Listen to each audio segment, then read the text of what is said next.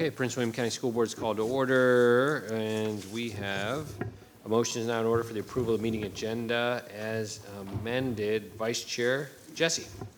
I move that the Prince William County School Board approve the meeting agenda as recommended. Do I have a second? Mr. Chairman, Mrs. Zargarpur. I second. Wow, Any that's loud. discussion?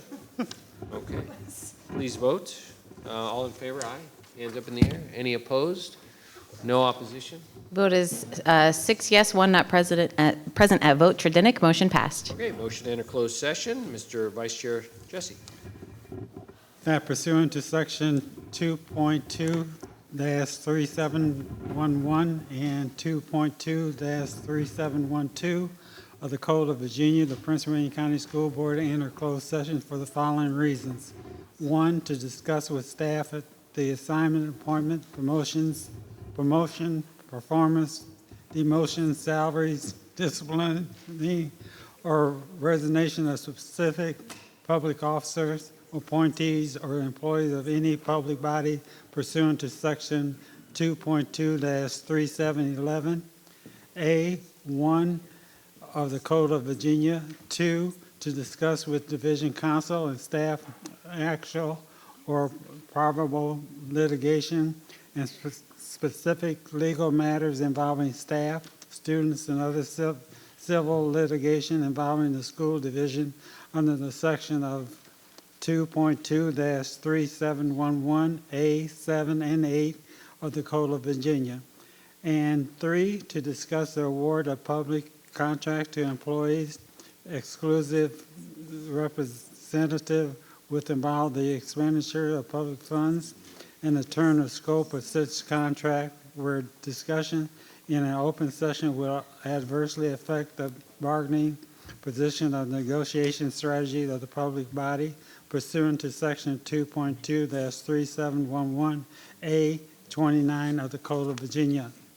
And 4, to consult the division counsel regarding specific legal matters pertaining to a school board policy 854 and B, school board non-discrimination regulation pursuant to section 2.2-3711, A3 of the Code of Virginia, and 8 and 5, to discuss and receive briefing by the staff members related to the security of the school facility, the safety of the person using such facilities, and actions taken to respond to such matters, where a discussion in an open meeting would jeopardize the security of such facility pursuant to section 2.2-3711, A19 of the Code of Virginia. My God. Do I have a second? Mr. Chairman, Mrs. Zargarpur. I second. All right, any discussion? Please vote. All in favor, raise your hand. Aye. Any opposition? No opposition noted. Motion. Vote 7 yes, unanimous, motion passed. At this time, the Prince William County School Board will enter closed session and return in approximately 1 hour.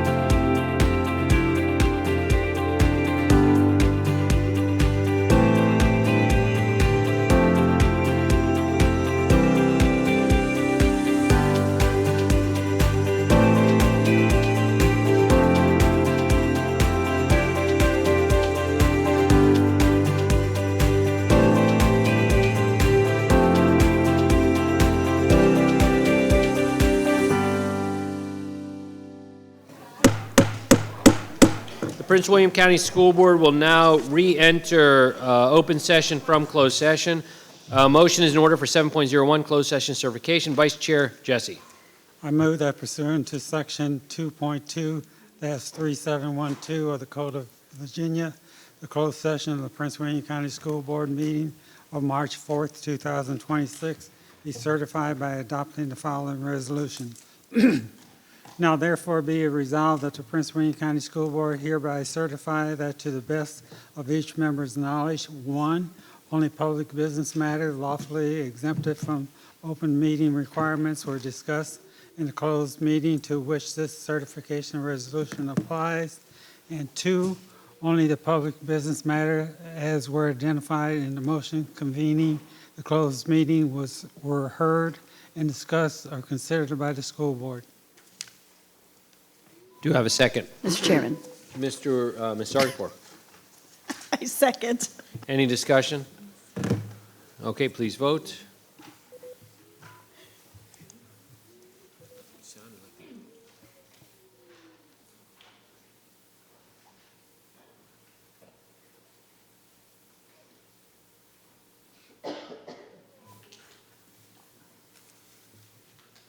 You have a vote?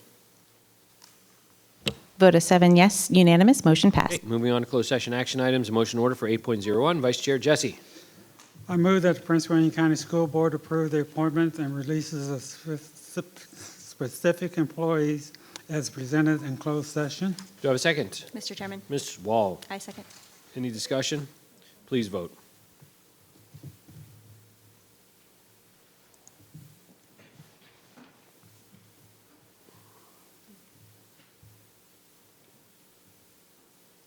Vote is 7 yes, unanimous, motion passed. Okay, thank you. At this time, that concludes our closed session action items. Moving on to the Pledge of Allegiance, I'd like to invite our student Karina Grover of Colgan High School to lead us in the pledge.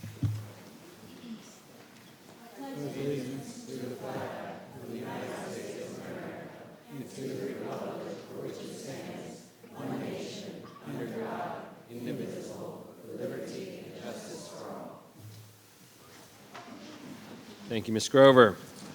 Next up is the adoption of consent agenda. That is 11.01. Vice Chair Jesse. I move that the Prince William County School Board approve the public meeting consent agenda as recommended. Do I have a second? Mr. Chairman. Mrs. Zargarpur. I second. Any discussion? Please vote.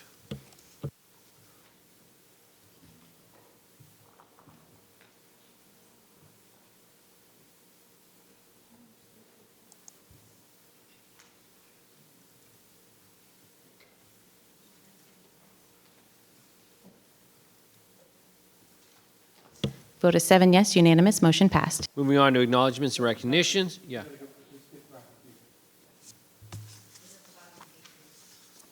Oh, fantastic. Well, very good. Okay, sorry about that, folks. All right. Thank you, Counselor. Tonight we have, so this is our time for Thriving Futures Focus, an opportunity to highlight the exemplary work being accomplished in our schools that fulfill our vision that every student will graduate on time with the knowledge, skills, and habits of mind to create a thriving future for themselves and their community. We dedicate this time during our meetings to recognizing students, staff members, and schools that have earned an honor and award at the state or national level. Tonight, the school board is honored to acknowledge 3 outstanding accomplishments. I invite Mr. Justin Wilk of the Potomac District to acknowledge and introduce our first group of honorees. Mr. Wilk. Thank you, Dr. Lateef. Coach Marshall, I told you guys would be up here. It is my pleasure to recognize the Potomac Shores Middle School varsity and junior varsity boys basketball programs for continuing an undefeated program and reaching the 100-win milestone, 100-0. That's pretty awesome. Historic. This achievement reflects outstanding teamwork, discipline, and dedication from our student athletes and coaches. The teams are supported this evening by Assistant Principal Cassandra DiPlacido, athletic directors, coaches, managers, and their families. On behalf of the teams, I would like to ask Ms. DiPlacido to introduce the team and coaches and share a few words about this historic and outstanding milestone. Good evening, everybody. I want to take this time to thank the school board for honoring this achievement. Going 100-0 is no small feat and speaks to the dedication, hard work, and teamwork of every player that has been a part of this team over the last 5 years. While this accomplishment on the court is special, what I want to recognize even more is the dedication that the coaches have to making these students great both on and off the court, and the importance they put on being a student first. To our players, we are not only only proud of you for this accomplishment, but for how you represent our school on a daily basis. Thank you again for honoring this team and the coaches who guide them. This is more than 100 wins. It's 100 examples of excellence.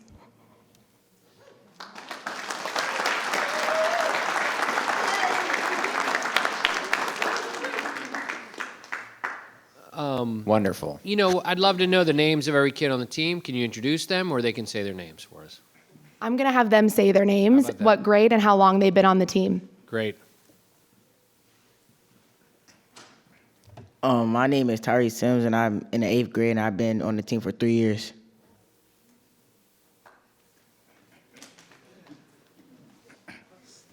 My name is Salar Pumitan. I've been on the year. I've been playing on the team for 3 years. My name is Wesley Watson. I've been on the team for 2 years. My name is Dominic Delancey. I'm in 8th grade, and I've been on the team for 2 years. My name is Christopher Allen Crank. I'm in 8th grade. I've been on the team for 3 years. My name's Julio Magayan. I'm in 8th grade. I've been on the team for 1 year. My name is Jaden Mitchell. I've been on the team for 1 year. My name is Byron Wilson. I've been on the team for 1 year. My name is Eli Walker. I've been on the team for 2 years. My name is Brandon Astor. I've been on the team for 1 year.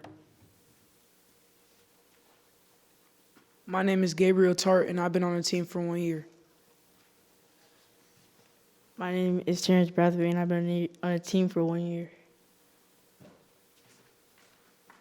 My name is Amari Sanders. I've been on this team for 1 year.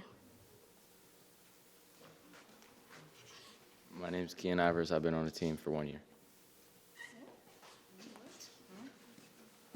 My name is Jackson Davenport. I've been on the team for 1 year.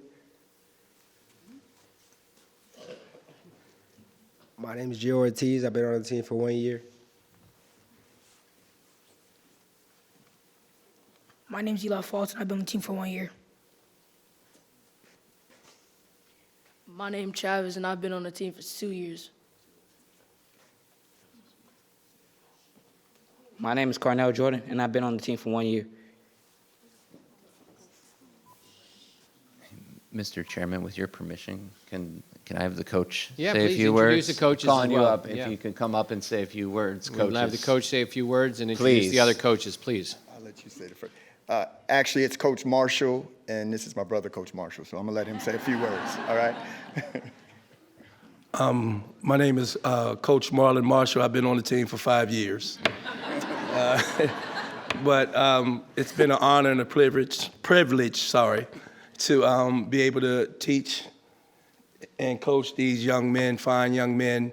We strive on making sure that they are definitely successful on and off the court. And so far, that's what they have been doing. You got something to say, my man? Ditto. And thank you for this. Thank you. Congratulations and thank you, Mr. Wilk, and congratulations to these amazing athletes and coaches. And can I ask the parents and the teachers and those in support of this fantastic team to please stand in the back to be recognized if you are here.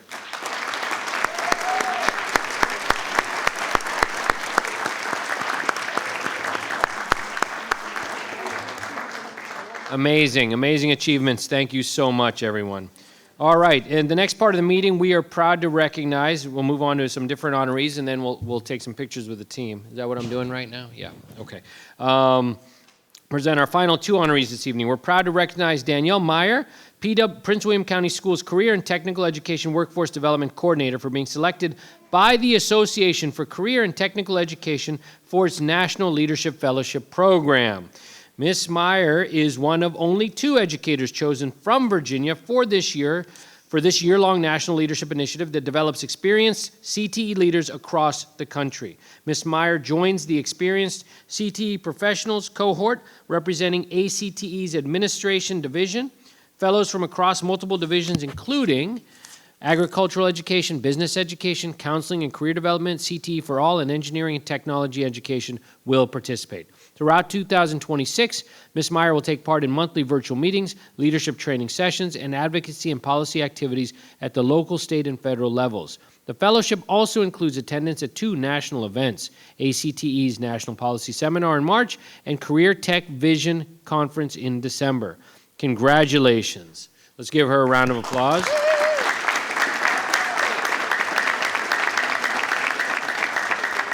It is also my privilege to recognize Chanel Carmichael, a career in technical education instructional specialist for PWCS, who has been honored with the 2026 VATLL Impact Award by the Virginia Association for Teaching, Learning, and Leading. This award recognizes excellence in teaching, learning, and leadership, and honors educators who make a meaningful difference for colleagues and students across the Commonwealth. Ms. Carmichael oversees curriculum development and instructional support for 2 state-required courses, career investigations at the middle school level, and economics and personal finance at the high school level.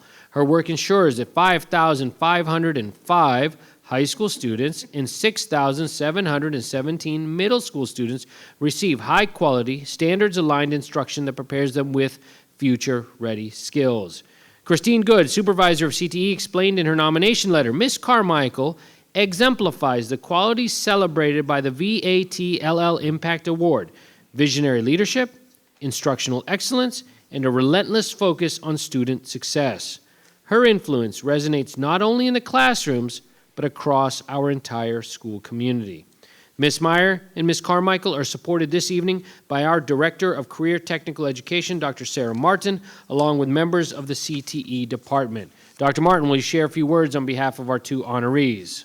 Yes, thank you. Dr. Lateef, members of the school board, and Dr. McDade, thank you so much for taking the time this evening to recognize Ms. Carmichael and Ms. Meyer. On behalf of our Career and Technical Education team, I want to express our sincere appreciation for your continued support of CTE. The recognitions you heard about tonight reflect the deep knowledge, dedication, and professional expertise that these leaders bring to their work every day. And more importantly, they represent a commitment to the community we serve, our students, our teachers, and our community. Their instructional leadership helps our programs grow to continue to be stronger, ensuring that students have meaningful opportunities to explore careers, develop real-world skills, and graduate prepared for college careers and life. We are incredibly proud of Ms. Carmichael and Ms. Meyer and the work happening in our CTE classrooms every day. We are grateful to work in a division where career and technical education is valued and provides multiple pathways to post-secondary success, whether our students aspire to enroll, enlist, or seek gainful employment. Thank you again for recognizing their contributions to the work this evening.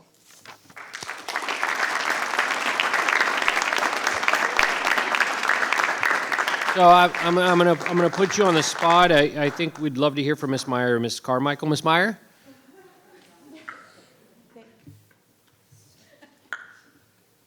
They respectfully decline. I see.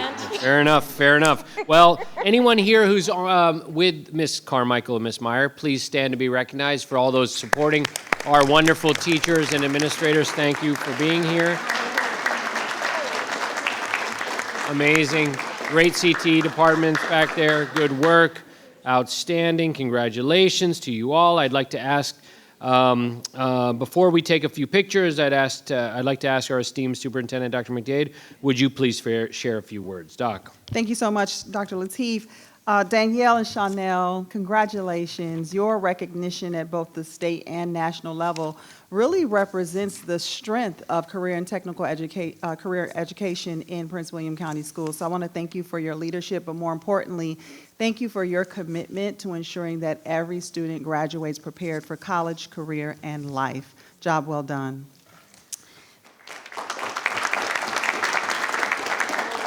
And to our Potomac Shores Middle School basketball team, I want to congratulate you on an undefeated season, and this 100-win milestone really represents more than athleticism. It really represents your commitment to perseverance, teamwork, and excellence. Job well done. We are PWCS proud. Congratulations.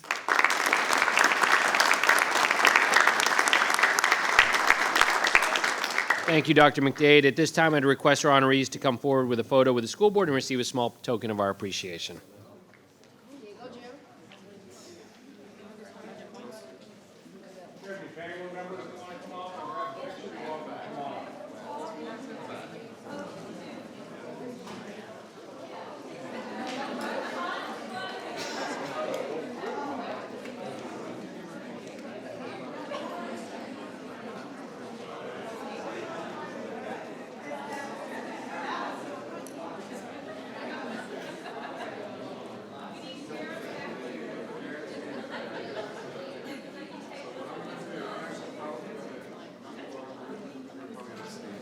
Okay, I'll save your spot.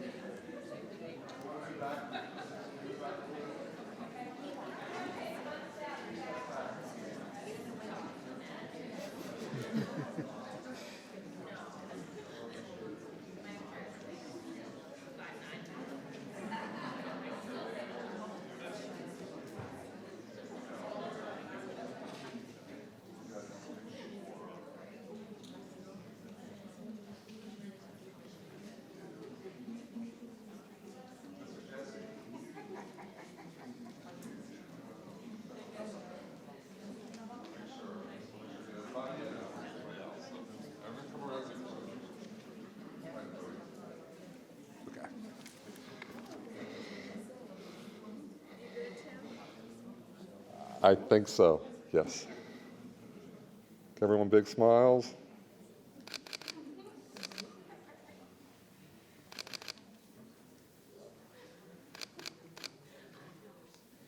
I was right behind you. Everybody keep going. You get it? Okay, good.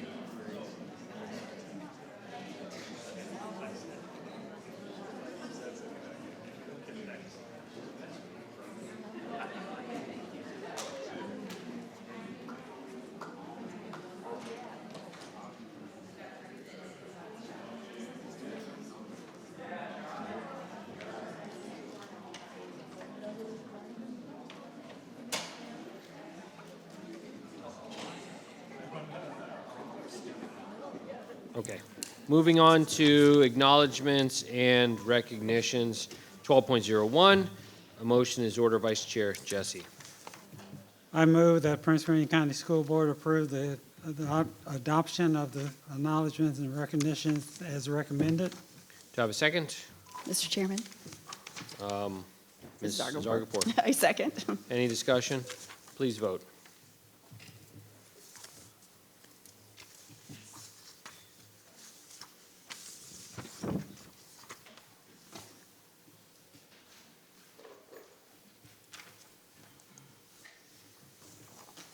Vote is 6 yes, 1 abstain. Tredinick, motion passed.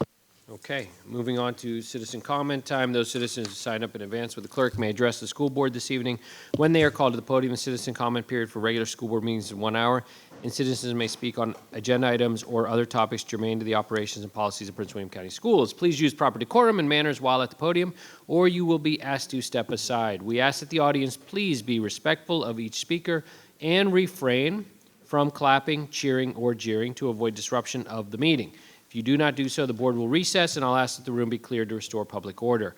Tonight, we have 12 speakers. Citizens sign up to speak. When I call your name, please come to the podium and state your name and address for the record.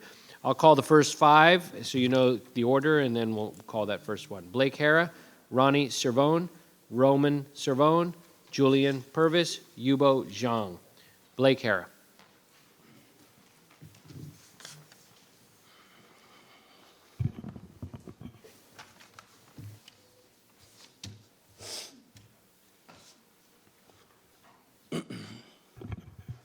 Good evening, board members, chair, Dr. McDade. My name is Blake Hara and my address is on file. I'm here tonight to address an immediate governance concern, lack of clear standards for operations during hazardous weather, which creates safety and liability risks. On December 5th, the superintendent's decision to open on a 2-hour delay placed students and staff at risk. Despite widespread ice and snow, PWCS proceeded to operate, and that morning, a bus carrying students en route to Osborne Park High School was rear-ended on icy roads. On January 28th, despite the forecast 9-degree temperatures and ice on bus routes, conditions that closed all neighboring divisions, the superintendent announced a delay. Following community opposition, that decision was reversed at 9:22 p.m. Keeping students in schools matters, but not at the cost of repeating the December 5th event or the January 5th, 2015 bus trainings in Dale City.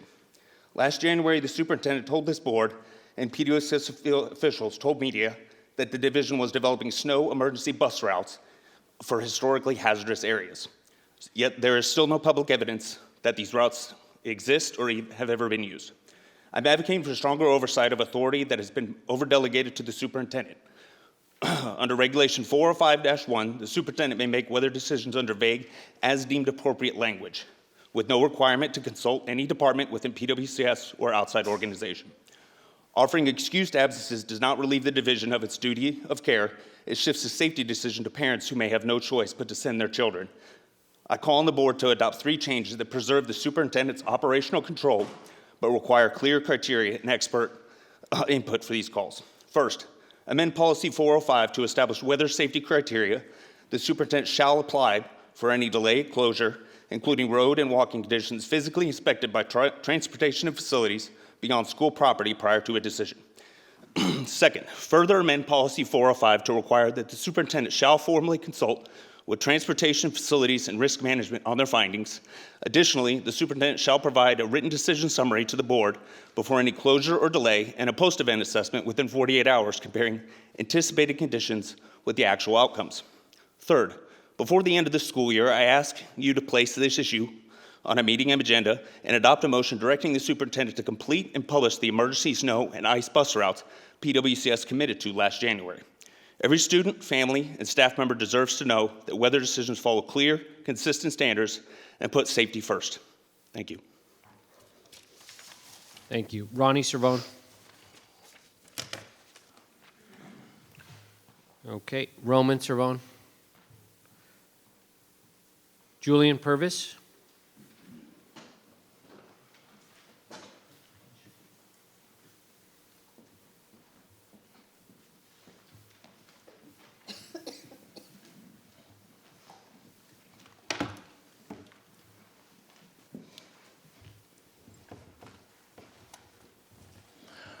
My name is Julian Purvis, and my address is on file.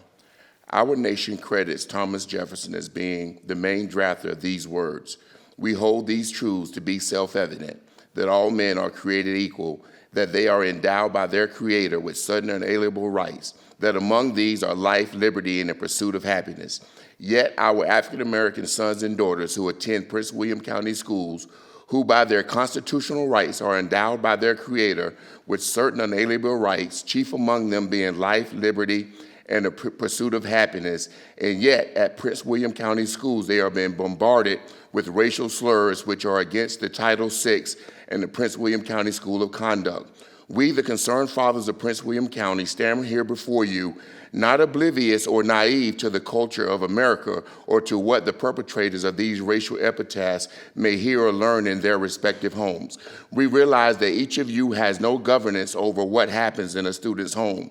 What we do indict each of you for is what occurs during school hours at Prince William County schools. Every African American student is endowed with their fundamental right to a safe, non-discriminatory, and stellar education, which is free of racial bigotry and racial attacks. And this is the responsibility of the Prince William County School Board and Dr. McDade to ensure that this is the culture of Prince William County schools. When you take a look at the McClellan family case in which young Jefferson McClellan spoke so eloquently before this same school board, you will find that 4 separate Title VI infractions were reported to Ms. Abigail Sentman, the assistant principal of Gainesville Middle School.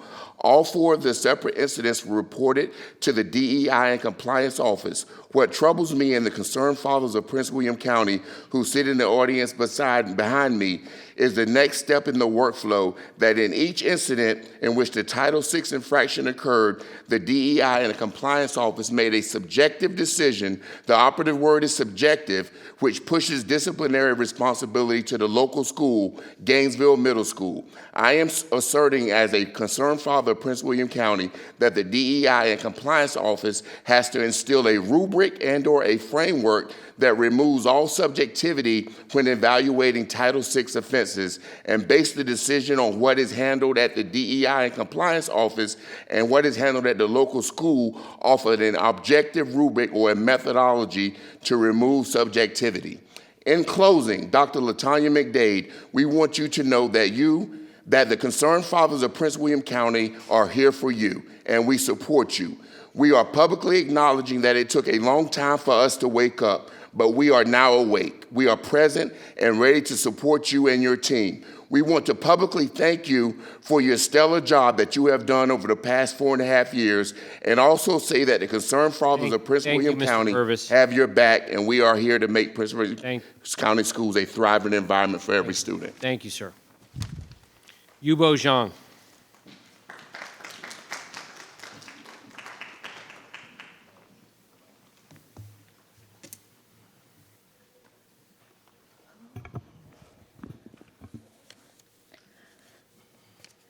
Good evening, Dr. McDade and school board members. My name is Yubo Zhang. My address is on file.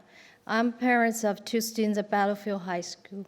Tonight, I'm here to praise the division's shift towards using quality points for secondary grading because it benefits all students based on their most critical needs. Let me elaborate on why and how. First of all, our students have been trapped in a point-grabbing culture where the difference between 89% and 90% is treated like a life or death crisis. As an educator and parent, it's painful to see the stress of our most talented and high-performing students. We raised a generation of students who are good at playing the game of school, but we're losing the joy of learning in the process. Policymakers like you have the responsibility to reduce this kind of toxic stress at the system level.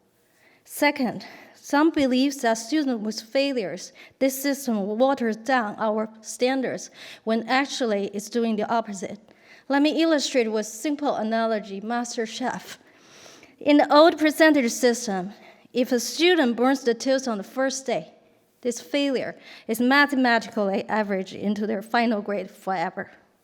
Whereas by the end of the school year, this student could cook a 5-star Michelin star meal, but burn the toast from week 1, drag their average down forever. This isn't a measurement of their skill. This is punishment for the learning process. Whereas the quality point system evaluates the final dish and asks the question, did the student master the craft? It allows our students to be a whole child, to take risk, to fail, and to recover without a single bad day defining their entire GPA. However, I support policy. I must address the communication, because why behind this shift was not clearly shared with our community. A vacuum was created, and the vacuum was filled with twisted stories, misunderstandings from parents and students who feel left behind. Many believe we're lowering the standards, but when in fact we're raising the bar, how we value actual meaningful mastery of learning. I urge the board and superintendent to launch a clear and transparent communication.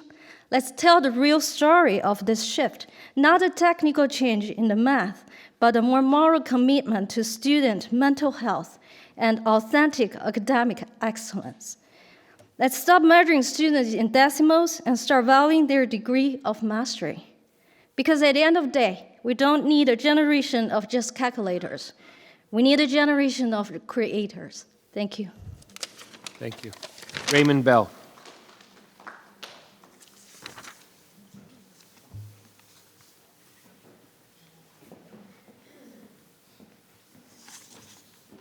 And then the 5 or 4 after him will be, just so you know the order, Malcolm Owens, Jen Donnelly, Troy Harris, Ellen Bowman.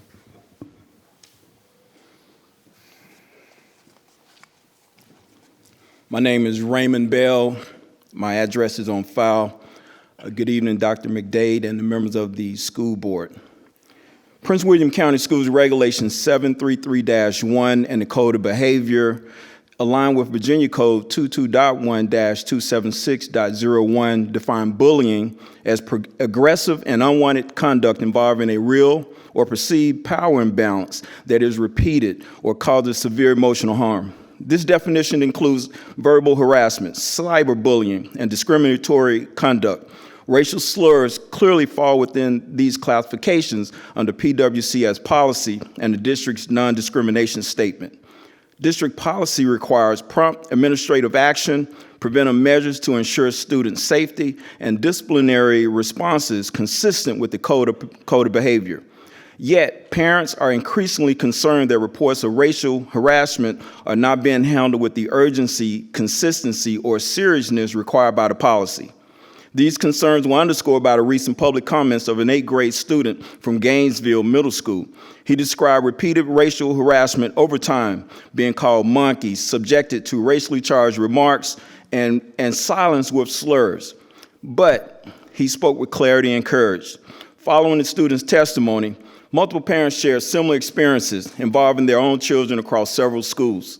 A troubling pattern emerged. Students report racial harassment, little action follows, and the behavior continues. Some students have said they no longer report incidents because they believe nothing will be done. A particular concern is the apparent disparity in discipline. In the case referenced, the students who reported racially based harassment received a 3-day suspension, while the conduct that precipitated the situation appeared to receive delayed or insufficient response. We, the concerned fathers of Prince William County, want to bring you or highlight this note. When a student's reaction is addressed more swiftly than the underlying misconduct, trust in the system erodes and policy intent is undermined. The student's closing words should give us pause. At 13, he said, and I quote, "I'm not bad, I'm not threatening, I'm not aggressive, I'm not lesser, I'm just a kid who wants to go to school and feel safe," end quote. No child should have to publicly plead for dignity and protection.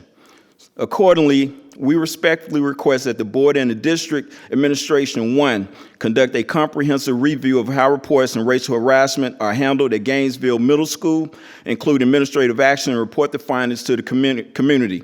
Evaluate whether policies of bullying, harassment, and discrimination are being applied consistently and equitably across all schools. Identify necessary corrective actions, train accountability measures at the school and corrective district levels. That's the end of my time. Thank you. Mr. Bell. Up next, please refrain from any clapping, cheering, or jeering, folks. Malcolm Owens, up next.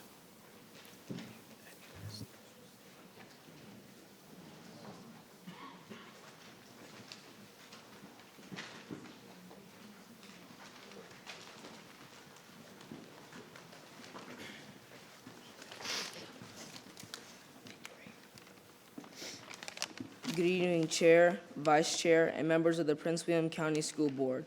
Our names are Malcolm Owens Victor Bonilla, Santiago.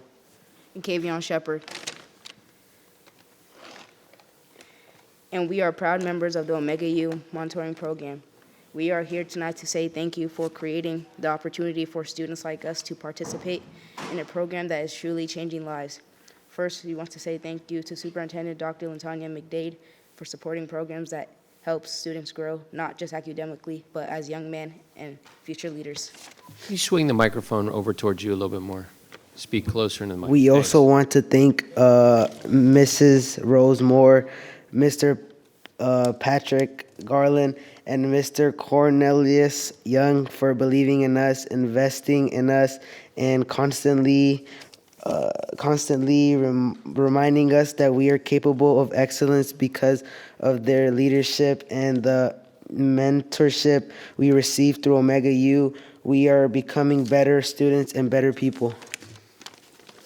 Since joining Omega U, our grades, our behavior, and our attendance have all improved. We feel more confident, more supported, and more motivated. The program pushes us to set goals, treat each other with respect, and hold ourselves to a higher standard. Omega U has shown us what it means to have role models who look like us, understand us, and expect the best from us. It has helped us focus on our futures and realize that our dreams are possible. We believe that Omega U could be the program that other schools need, a support system that lifts students up and moves them closer to the life they imagine for themselves. On behalf of all the boys in Omega U, we want to say thank you for giving us this opportunity. Thank you for investing in us, and thank you for helping us grow into the young men we are becoming.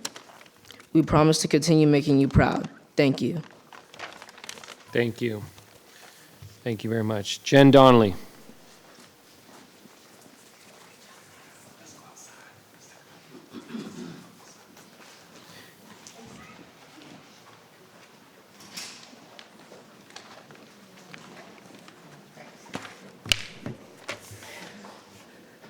Good evening. My name is Jen Donnelly, and my address is on file.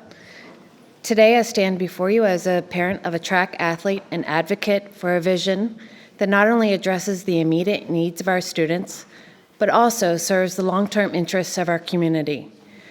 The establishment of an indoor facility on the site, an indoor track facility on the site of the canceled 14th High School. Imagine a space where our athletes can train year-round regardless of weather conditions. An indoor track facility would provide our students with the opportunity to hone their skills, engage in healthy competition, and foster a sense of camaraderie. Currently, our athletes face significant challenges, having to practice outdoors in the winter and travel to locations like Liberty University and Virginia Beach for competitions. This travel not only consumes precious time, but also places an unnecessary financial burden on our families and our schools. By building this facility right here in our community, we can eliminate those travel expenses and maximize our resources. Not only would this facility serve our local athletes, but also attract students from schools across Northern Virginia. Hosting track meets and events would create a new revenue stream for our county and our schools. Imagine the economic boost as teams and their families visit, eat at local restaurants, and shop in our stores. This facility would not just be a benefit for our students, it would help our local economy. The benefits extend beyond athletics.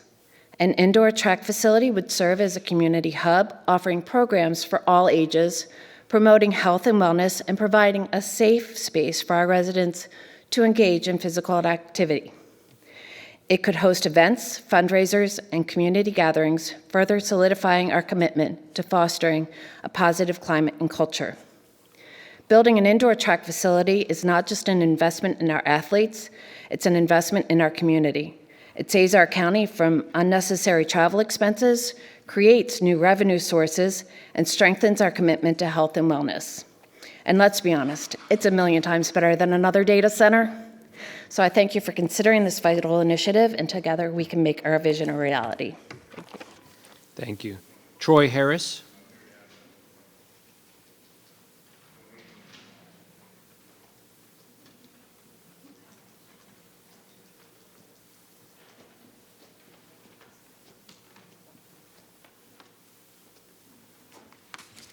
Good evening.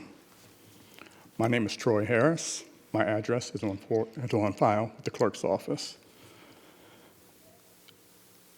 I'm here in regards to concerns about the boys basketball program at Osborne Park High School, and especially to enforce the policy of 503.01-01, conflict of interest. I filed a formal complaint outlining actions by the boys basketball coach that appear to violate this policy, specifically involving outside activities connected to student athletes while also holding decision-making authority in school team selections. I submitted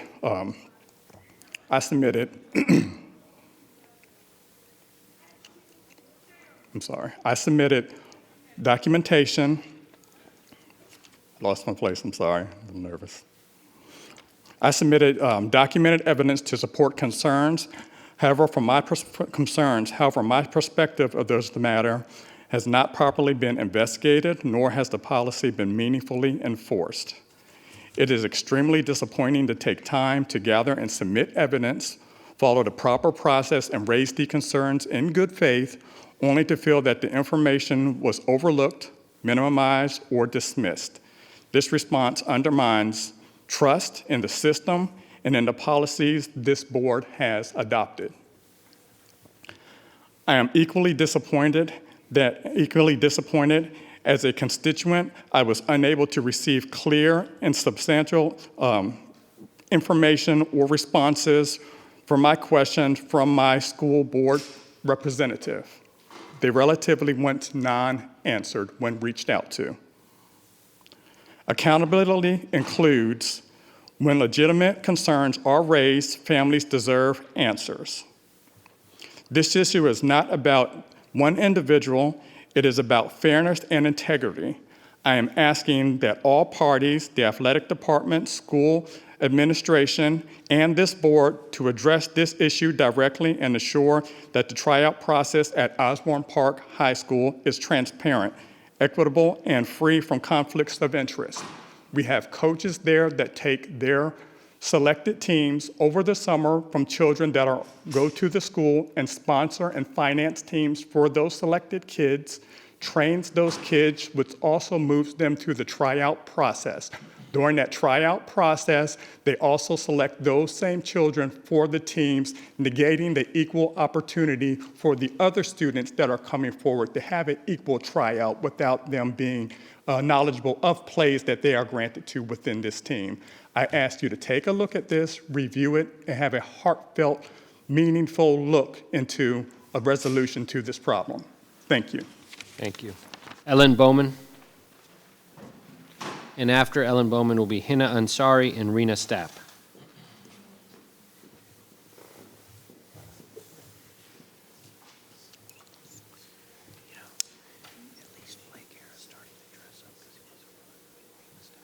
Good evening.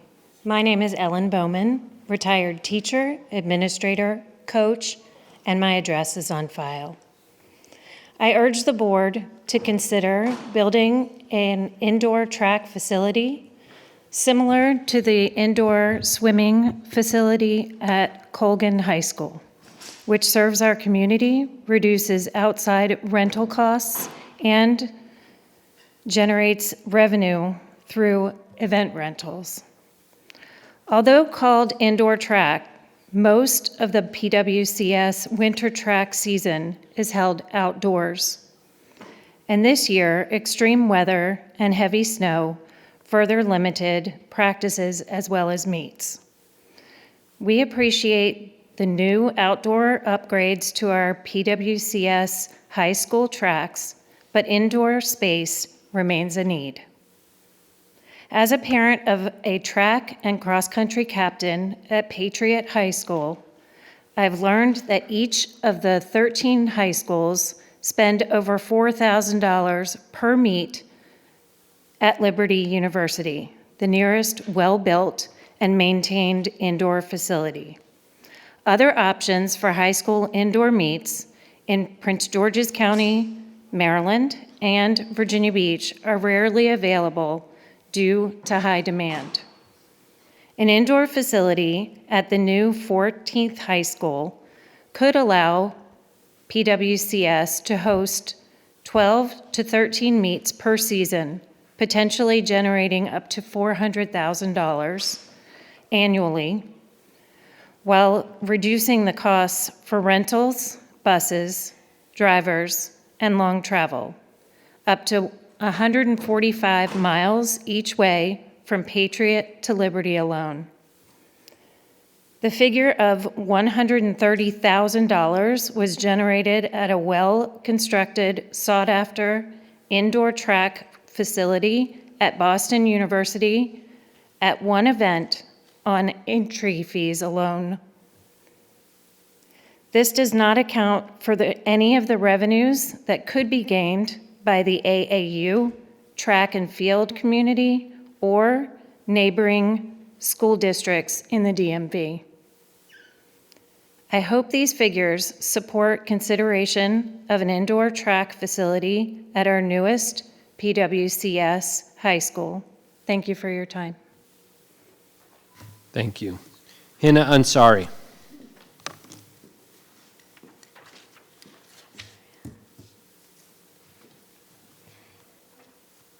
All right, thank you to the school board for letting me come back and speak again. Always a pleasure, Dr. McDade, and my address is on file.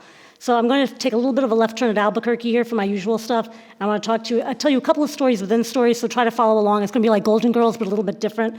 Okay, so after the last school board meeting, the very next day, I was substitute teaching for Jared Pugh, who was advocating here against your draconian theater policies that you were putting in, but I'm not going to talk about that. So I was in Mr. Pugh's classroom, and at the top of his walls, he has all the posters from the previous productions from Osborne Park. And imagine my surprise when I saw posters that I had seen when I was in school there, as I like to tell the kids, last century. So one of the schools, the posters up there, I was like, that one's not right. We didn't do 2 shows, we only did 1, and the kids were surprisingly interested in my story. So I'm going to tell you the story that I told them. So it was the spring of 1995, and I actually did win 1 election in my entire life. It was in high school. It's okay. And I ran for junior class president. And back then, you had to, the junior class had to fundraise for the senior class prom. I don't know when they changed it. Do you remember that, Lisa? No, come on, man. Anyway, so we came in with like $5,000 worth of debt that we had to clear from the previous administration. And so we did that, and then we cleared it, and then we hosted the prom in the spring of 1996. And everything I thought went well-ish.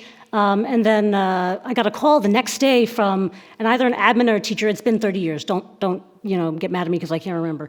And I was terrified because I was like, oh God, did we burn the school down? Did the gym go bust? I mean, what happened? But it was far, far worse than I could have thought of. A student had died in a drunk driving accident the previous night. And it's the 30-year anniversary of that this year. So what I kind of wanted to talk about, and I think I went through it too fast, was the substance abuse issues. I mean, the student's name was Grant Denherter, and he wasn't doing drugs, he wasn't drinking, he wasn't doing anything wrong. He was just getting in the car, going from one after prom party, I think, to another after prom party, or possibly home. But somebody else, obviously probably an adult like one of us, was just decide they were okay. You just have 1 drink and you're going to be okay, and you're going to get home and you're going to be fine. And she might still be alive and well, I don't know. But she plowed her car through his beater, old like American Cadillac or something like that, I don't remember now. But I mean, it's just, I look at the kids nowadays and I think that they don't take it seriously, how substance abuse issues, you can do all the drugs you want to yourself. You don't realize you're going to get on the road and you're going to knock somebody else out. And then what? You're going to have to live with that for the rest of your life? Anyway, so with the 30-year anniversary, I hope that the PWCS maybe can take advantage of it. And I don't mean to exploit the tragedy, but I think it's a good reminder for students to realize that a fellow student died because of somebody else's irresponsibility. His whole life just like that. I mean, he was going to go to school, he was a track star, he was a theater kid. That's why we only did 1 show, so the show could not go on. But anyway, thank you. Thank you. Rena Stapp.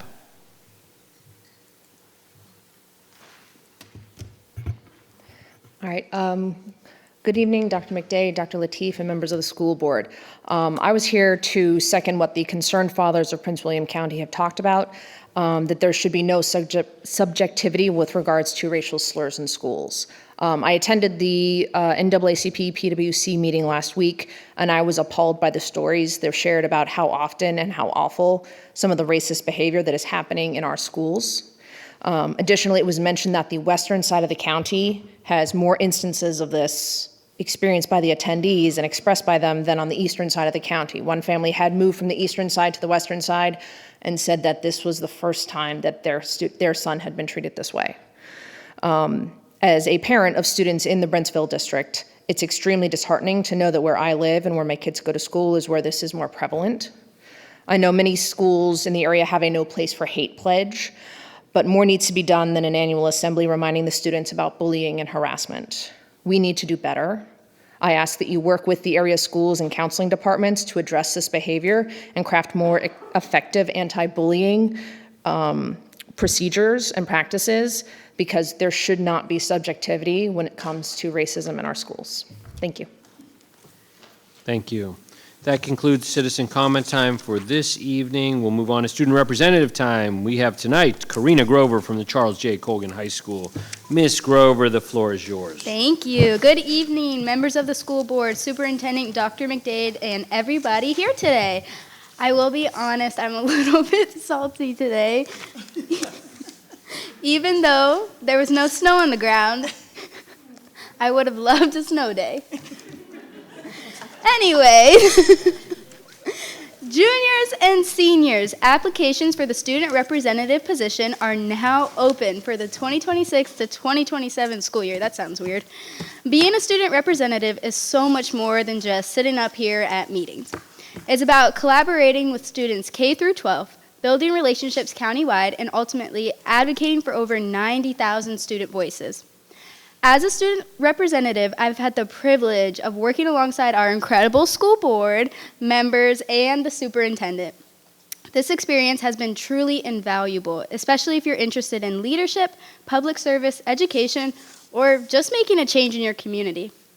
Be on the lookout for application help sessions hosted by a staff member in your building. These sessions are incredibly helpful and will guide you through every step of the application process. Remember, there are only 3 student representative positions available, so be sure to take advantage of all the resources provided. To access the application, check your Canvas announcements or visit the PWCS Student Representative webpage.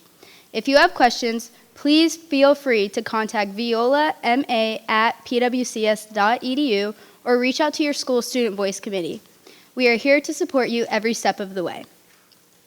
Now, 10 years after the Supreme Court declared segregated schools unconstitutional in the landmark 1954 case Brown v. Board of Education, Prince William County began desegregating its schools.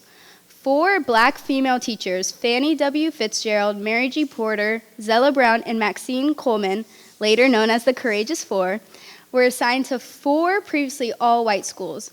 At a time when tensions were high and resistance to integration was real, these women stepped into an unfamiliar and unwelcoming space with professionalism and strength. Their presence challenged barriers and helped pave the way for more inclusive and equitable learning environments in Prince William County. I bring this up because March is Women's History Month, and their story shows the power of women to create change, even in the face of adversity. Their impact reminds us that progress in education did not happen automatically. It required individuals, especially women whose voices were often overlooked, to step forward and lead. Because of their courage, generations of students like me have benefited from more inclusive classrooms. Their legacy challenges us to continue advocating for equity, opportunity, and student voice in our own time. Here we go, Dr. Sullivan. Now I know we are having a presentation on advanced academics, but I'm here as student representative to raise a question that has been frequently asked. How can Prince William County School ensure that advanced courses are truly equal countywide?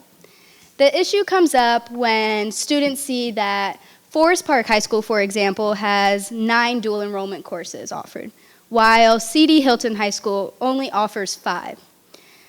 they see that and they want to take these classes. And I'm going to skip this because apparently Prince William County Schools already took care of it.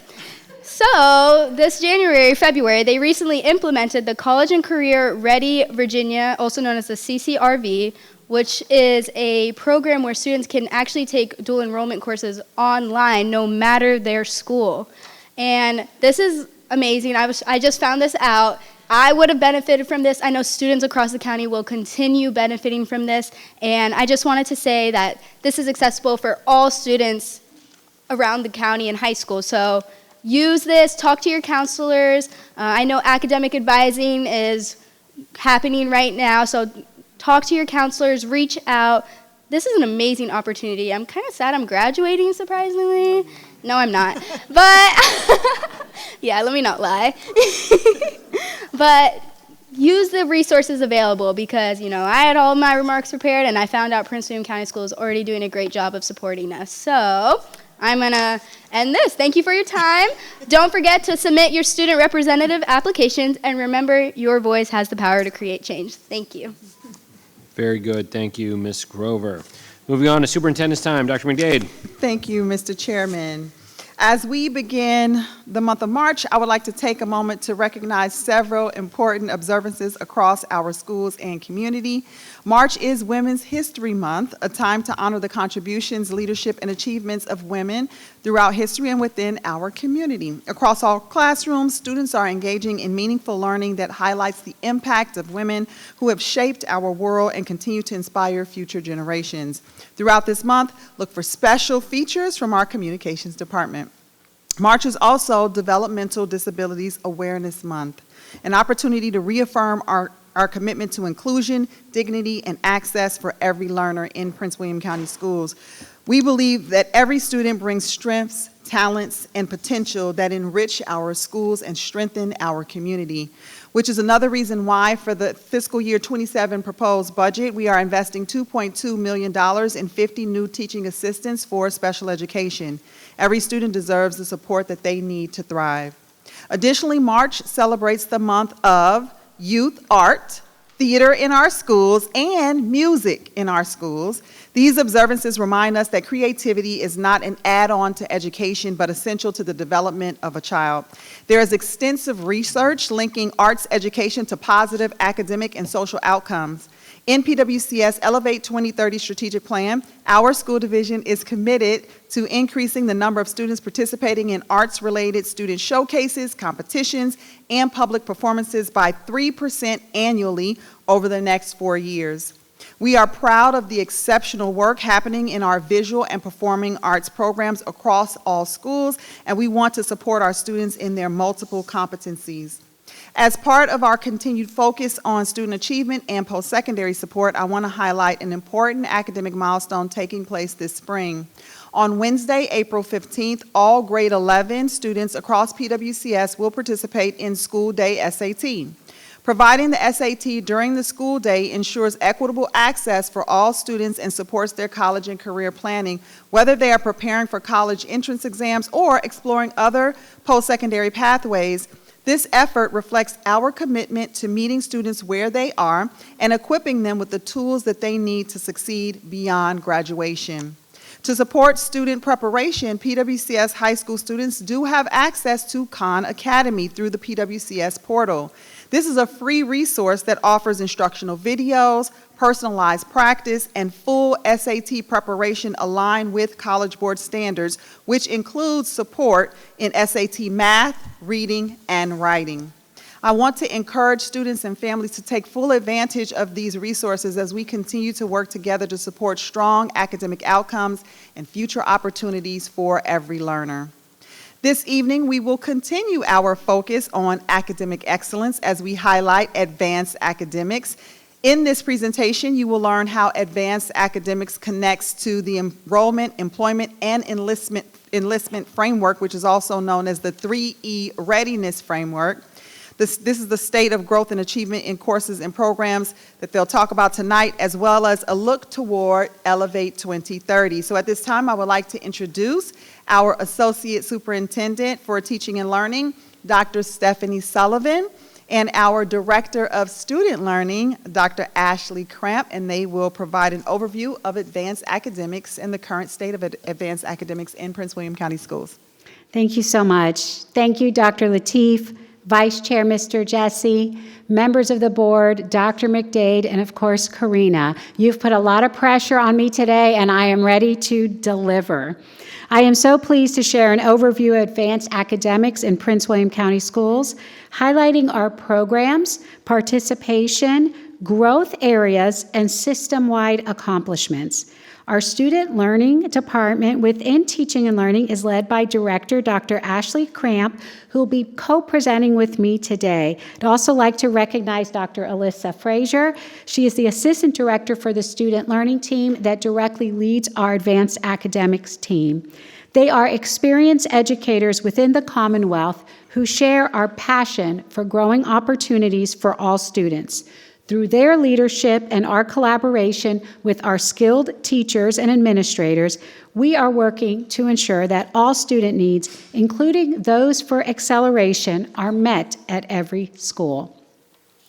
Our work supports the priority of learning and achievement for all by expanding equitable access to rigorous opportunities. We aim to ensure that every student is challenged, supported, and prepared for future success, while also equipping our staff to meet the needs of our students in these rigorous pathways. Our team that leads the work for advanced academics, who also oversee specialty, are also the ones who oversee specialty programs within PWCS. It is a small and mighty team led by Supervisor Jennifer Kavanaugh, who's here today, and two coordinators, Dr. Laura Evans, also in the room today, and Amy Hart. They are the direct connection to our schools and our families and are truly the right people in the right seat at the right time. Advanced academics in PWCS includes a range of rigorous programs designed to both challenge and engage our students.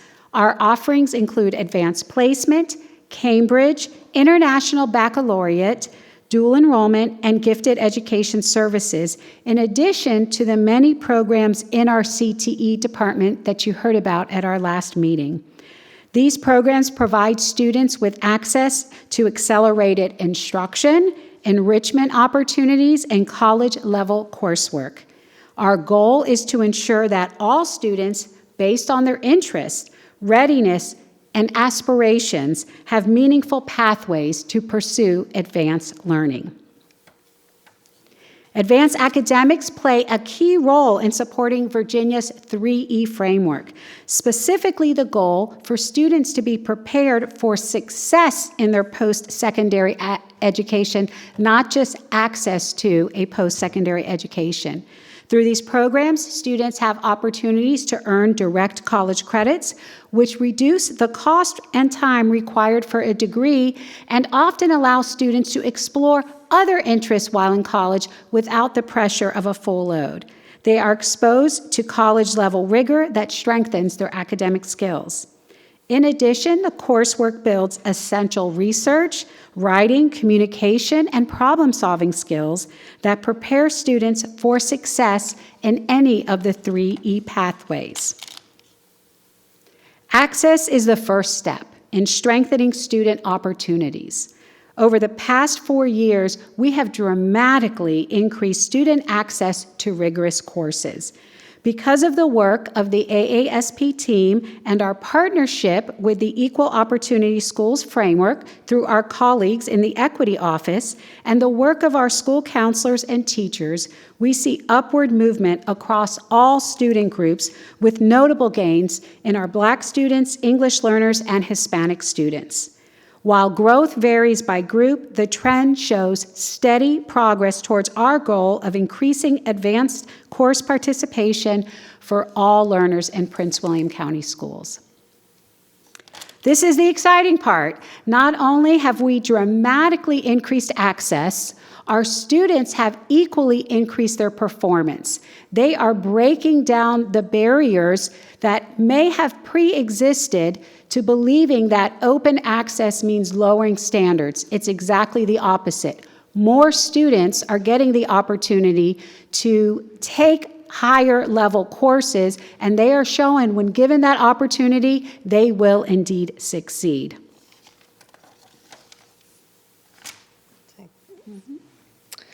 The next several slides highlight for you each of our advanced academic programs. Each of these types of coursework are available free of charge to our students, which can also translate into free college credit. That is not true nationwide, and we thank you, the board, for your continued support in this area. Advanced placement remains a strong component of our advanced academics offerings, with 36 AP courses available across the division. This year, more than 15,900 AP course enrollments reflect continued student interest in rigorous college-level learning. AP provides students with exposure to college-level expectations, helps build strong academic and organizational skills, and offers opportunities to earn college credit or advanced placement. With a wide range of subjects available, students can select courses that align with their interests and their future goals.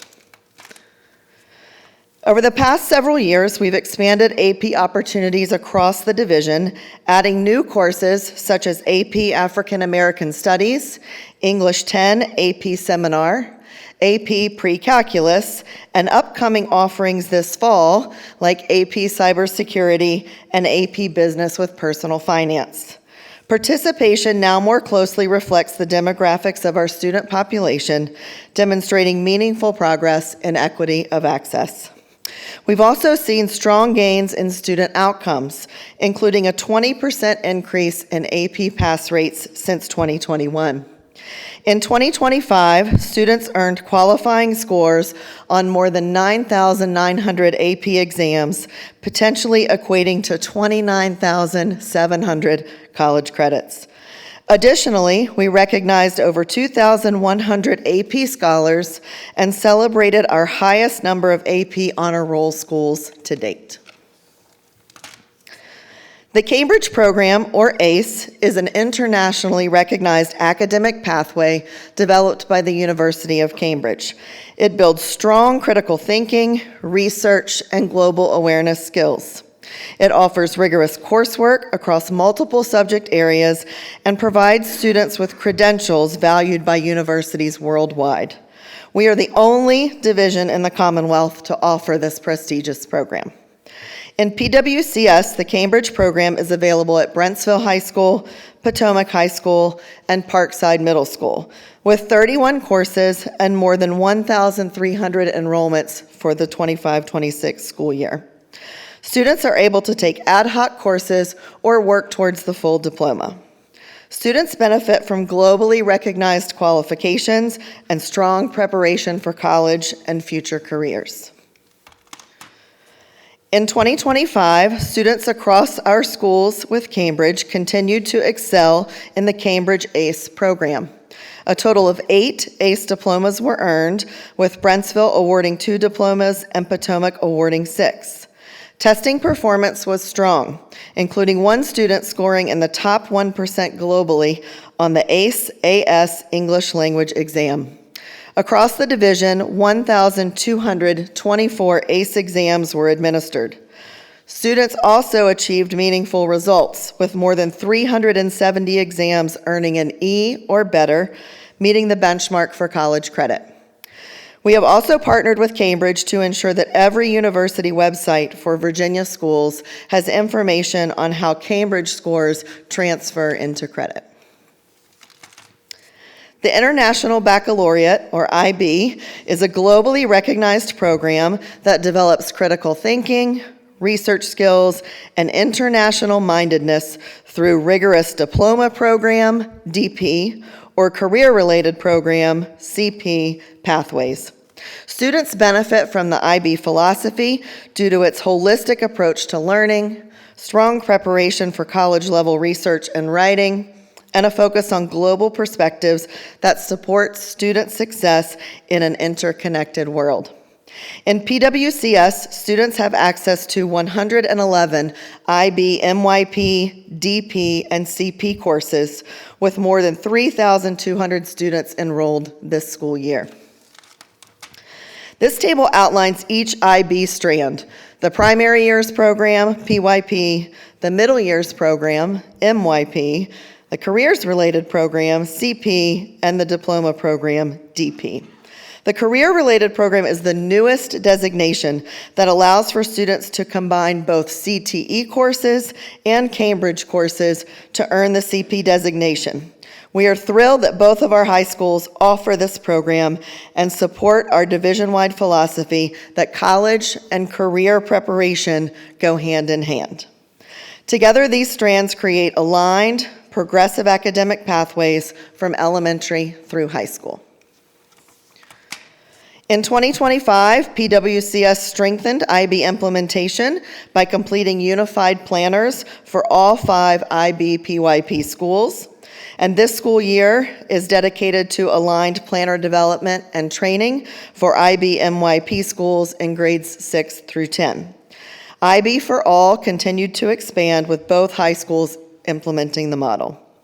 Across the division, students earned qualifying scores on more than 470 exams, potentially equating to nearly 1,400 college credits. And I'm excited to next talk about dual enrollment. This is the area where we have had explosive growth and program opportunity for our students in the last couple of years. Through dual enrollment, our students are able to directly enroll in college-level courses and earn credit for both their high school diploma as well as their college diploma. We work with several partners, primarily NOVA and the National Education Opportunity Network. And the benefits for the students are beyond the obvious earned credit. It teaches students that they do belong in a college-level course, they can succeed, and they can excel at that level in perhaps ways that they had not previously understood. One of the newest opportunities in Prince William County Schools is the National Education Opportunity Network, and I cannot overstate how excited I am about this new program. This is a nationally recognized program where we partner with an agency that helps our students take courses directly through national universities. For example, our students this past semester took courses at Georgetown, the University of Pennsylvania, Howard, Morehouse, Arizona State, and more. Our students were able to directly enroll in those universities, take courses from their professors in a hybrid format while being supported by a base teacher in their school. We recently, just yesterday, received notification that we were one of the top performing divisions in the entire country, and 16 of our students joined the National Honor Roll for their grades in these courses at these national universities. We piloted this program this fall with 76 students and are continuing into second semester, and we look forward to continuing to expand this opportunity and partnerships with universities throughout. Contract dual enrollment is what you are most familiar with. Contract dual enrollment is where at a school, a teacher becomes credentialed by a college or university and is able to issue that class at that school, essentially with a contract. And those students are taking it from their teachers in their schools. We have over 36 courses available in our schools with over 4,000 student enrollments in those contract dual enrollment courses, and students can again earn both those credits. Okay, this is where Karina gave us the spoiler alert. This is really hot off the press. College and Career Ready Virginia was passed by the Commonwealth to launch this school year. And this is where the General Assembly said that every student at every high school should have a clear pathway to earn a uniform Certificate of General Studies. That's essentially half an AA degree, a full year of college credits, 32 college credits. We were able to launch in January. We're really proud of our partnership with NOVA to make this happen. And out of 250 students enrolled throughout the entire Northern Virginia region, including Loudoun, including Fairfax, 177 of those students are ours, representing every single high school. And if you go to the website, I encourage you to do so. It is a public website on our PWCS site for CCRV. You can look up each and every individual high school and see how to take those courses. So for example, if a course is not available at your school by a teacher, as Karina mentioned, you can actually do that as dual enrollment, but as part of your courses. So you're becoming more independent and agile in your program. So you might take 4 traditional classes at your high school and 3 in dual enrollment. That is available at every single high school. So right now, for our families thinking about next year, we are in the advisement period, and on tax day, registration begins for this program for next fall. Money saving, tax day, I think it's a really easy thing to remember. So we do encourage our students to take opportunity. We have worked with our high schools about what does flexible scheduling look like so that our students can maximize these benefits. Some additional dual enrollment highlights. Really excited about what's happening with Collegiate High School at Freedom High School. As the board I know recognizes, last year we launched our early opportunity students. 9 students completed courses at both Freedom High School and the Nova campus, literally walking across the street, participating in clubs, activities, and the authentic college experience. This year, there are 30 students enrolled in the program that do classes on both campuses, and I've just got some great news from first semester. Each of these students takes 3 college courses on campus. Their average GPA was a 3.6, with 11 students having a perfect 4.0 GPA in their college classes. I'm also pleased to share that we have received a commitment from the Manassas campus to expand this program over the next few years to also partner with the Manassas campus. So looking forward to expanding these opportunities for our students. As we've shared, some great opportunities where our students in early college have earned over 3,700 credentials, equaling 11,000 plus college credits. Also, we highlighted last week that we're also expanding those pathways in career as well. So our students can earn dual enrollment credits in both career opportunities as well as in academic opportunities. This chart, although very difficult to see on a screen, is really a sample of the information we're putting together for parents to be able to compare and contrast the different programs.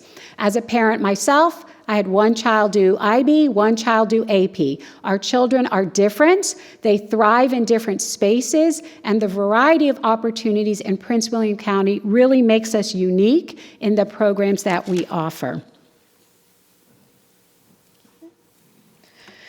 Currently, we have 179 students enrolled at Thomas Jefferson High School for Science and Technology and 133 students attending the Governor's School at Innovation Park. Virginia hosts a variety of Governor schools, including academic year programs, summer residential programs, and world language academies. These highly competitive programs offer advanced learners the opportunity to accelerate and deepen their education. Last year, 8 PWCS students were accepted into the World Language Academies, and 76 gained admissions to summer residential Governor schools. While attending summer residential Governor schools, students spend up to 4 weeks over the summer immersed in the college experience. They live on campus, learn from experts, participate in seminars and labs, and conduct hands-on research. The experience is both academically rigorous and personally transformative for students. The Gifted Education and Talent Development Program supports K-12 students whose advanced learning needs cannot be entirely met in the general education classroom setting. All schools in PWCS have their own gifted program and at least one gifted resource teacher who has specialized training. Once identified for the program, students engage in challenging units of study, independent projects, and Socratic seminars.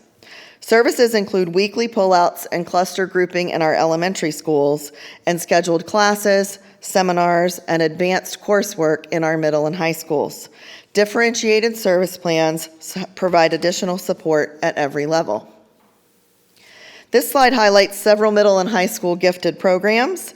During resource services, students focus on developing advanced skills in critical thinking, creative thinking, communication, collaboration, and conceptual thinking. PWCS offers a wide range of advanced opportunities in middle school. In math, students may follow the accelerated pathway, where students complete Advanced Algebra 1, or the promoted pathway, where students are able to complete both Advanced Algebra 1 and Advanced Geometry at their school. We also support students who may need Algebra 2 through partnerships with our high schools. We offer extended language arts in grades 6 through 8, which provides deeper exploration of texts, more complex analytical work, and opportunities for creative and critical thinking. In many middle schools, students can take enriched or IB/MYP science, both of which promote inquiry-based learning and problem solving. World language instruction is available division-wide in grade 8 and is also offered in grades 6 and 7 at schools with the IB Middle Years program or the World Language Specialty programs. Beyond the classroom, PWCS offers a rich array of extracurricular and enrichment opportunities that extend academic learning and allows students to explore their interests more deeply. These opportunities play an essential role in developing our students' passions, leadership, and real-world problem-solving abilities. These are just a few of the ways that our students can experience acceleration outside of our classrooms.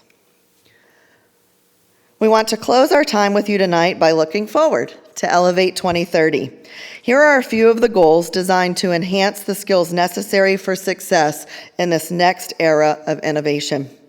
We plan to integrate computational thinking skills across K-12 to ensure all of our students are developing the complex thinking skills to undergird their success in rigorous content. We want all students to have opportunities to advance in science like they do in math and English language arts, and all high schools to have pathways in statistics and data analysis, as well as information technology. We will work closely with our schools to align and strengthen our global pathways. Thank you, Dr. Cramp, and that concludes our presentation, and we are happy to answer any questions. Ms. Tredenik. My colleague was talking to me about how much I love athletics. And you know I'm a huge athletic supporter. I'm a huge CTE supporter. I am also a huge advanced academic supporter. I have a child who is has been in 4 out of 5 of these programs. Wow. And also looking at the middle school aspect, you and I have talked a lot about communication with parents. I am an average parent. Probably a below average parent, if we're being honest. Wouldn't say that. So some of our communications don't always get to the parents when we have so many different emails and modes coming through. So I think that us highlighting the dual enrollment, you know, I love that, especially being a mom with college children now too, and getting ready to go into college. I plead to the moms that are paying attention right now in 9th, 10th, and 11th grade, really pay attention because those college costs are coming your way, and anything you can do to ease that burden, such as take part in the dual enrollment, is so smart because your kids are really going to benefit from that. So I appreciate that. I appreciate more dual enrollment offerings. You know, I've been yelling about that for a long time, about having more at each school. So like Karina, I think that the online option is amazing. I also think that highlighting our gifted education, I know we've talked about that before, and at a high school level, it really drops off with our kids. And it can vary. Yeah, middle school and things like that. And some of our gifted education teachers are really good at filling out applications with them, going through and doing their essays, things like that. So there is a benefit sometimes to going to that gifted education, even if it happens during PE, which, there is a rotation, so that's helpful, all those things that you guys look at. But the difference, understanding the difference between the AP, the dual enrollment, so I really appreciate how you explained that for parents. But I will continue to talk about how great dual enrollment is and to really look at that offering for your kids because it's so valuable. And we are very fortunate to have a school system that offers that. I just have one question about the middle school level. One thing that I do think is missing, and it might have improved in the last couple of years, but is that transition with the advanced placement courses from middle school into high school. I feel like that is a point where if somebody would have talked about dual enrollment, it would have really helped as a middle school parent transitioning up into high school to know that that's available and to understand that process. Even telling those kids in that moment, because we push a lot of AP, we push the Cambridge, we push all of that, but really speaking to them about dual enrollment, is that something that we're working on doing? Absolutely. You really took the words out of my mouth. That's a high priority. Our parents want to understand a full pathway more deeply. So yes, we will be working with our colleagues in advisement, our middle school leadership colleagues to really strengthen what is a 612 continuum of development towards those choices. So yeah, that's a high priority. You'll see a lot of references to the middle school strengthening in the strategic plan because we know that's a tough time for students and families, and we want to pour some more resource and time and effort into it. Thank you. Thank you for all your hard work. Thank you. I do want to add one point. AP, IB, and Cambridge also go perfectly into building that college transcript for an AA degree. And so we also work extensively on having those students' credits transfer so their NOVA transcript already has all of those credits combined. And so a student can very quickly become an AA candidate by bringing in their AP, IB, or Cambridge courses as well. And that is something that we are shining a brighter light on to make sure that families understood that they can pull all those programs together. Dr. Sullivan, what do you mean by AA degree? Is that the... I apologize, sir, for an associate's degree. Oh. And so our students sometimes who are participating in the other programs don't realize that they can simultaneously build a transcript along the way with all those credits as well. Sure. And NOVA will pull them together to make it a cleaner package for them. Great. Ms. Zargapur. Thank you. I just want to tag on to something that Mr. Janik just said. If hopefully my moms and dads were really honing in on this, that we have multiple ways to get college credit that counts toward a degree before these kids leave high school, which is going to save you a ton of money. And at a time where, my kids knew that they either had to get a really great scholarship or work their way through, or live at home and go to Mason or whatever. That was their plan. We had like this much money saved up, and we, the rest was on them. And they did do it. But there were fewer options when my kids went through. So I'm really excited that we're expanding these, and it's really. I'm really glad you brought that up because the affordability of college is just out of control. And this also gives kids an opportunity to sort of play with different kinds of coursework before they actually have to spend money on it. Right. So that's another important distinction. You don't want your kid going off to college and you're paying thousands and thousands of dollars on classes for them to decide to change their major 2-3 times. So this gives them a great opportunity to try different subjects and see what's interesting to them. So thank you for all of that. Thank you. Mr. Jesse. Thank you for the wonderful opportunities you're presenting to our kids. My youngest daughter, both of my kids went to Garfield High School, and they were 1 year apart. And IB started at Garfield, and my oldest daughter could not get in. My youngest one could. She's a AB or AF student. She either gets an A or F, depending on what she considers. I was trying to track that. And she has no concerns with the F. So but she got into IB, and it's changed her life. She loved the competition, whatever it was. She went down to the university down at Virginia Tech, and couldn't get into the honor program, she said, because she wasn't on the honor roll. But then she became the dean of students, and with 2 degrees and almost a third. But what I want to know is, how do you know which of the 3 programs you're talking about, IB, Cambridge, and what the other one? How does a student know which one is the right fit for them? And if that's not offered in their school, what do you do? Yeah, thank you, sir. I think that goes back to Ms. Tredenik's comment. The advisement and support in middle school is critical. We have to be very clear about the pros and cons, because they are different and there are different benefits. And we want to make sure our families are coming out better informed, so that when the opportunity to apply for the programs at other schools come up, they are able to take advantage of that.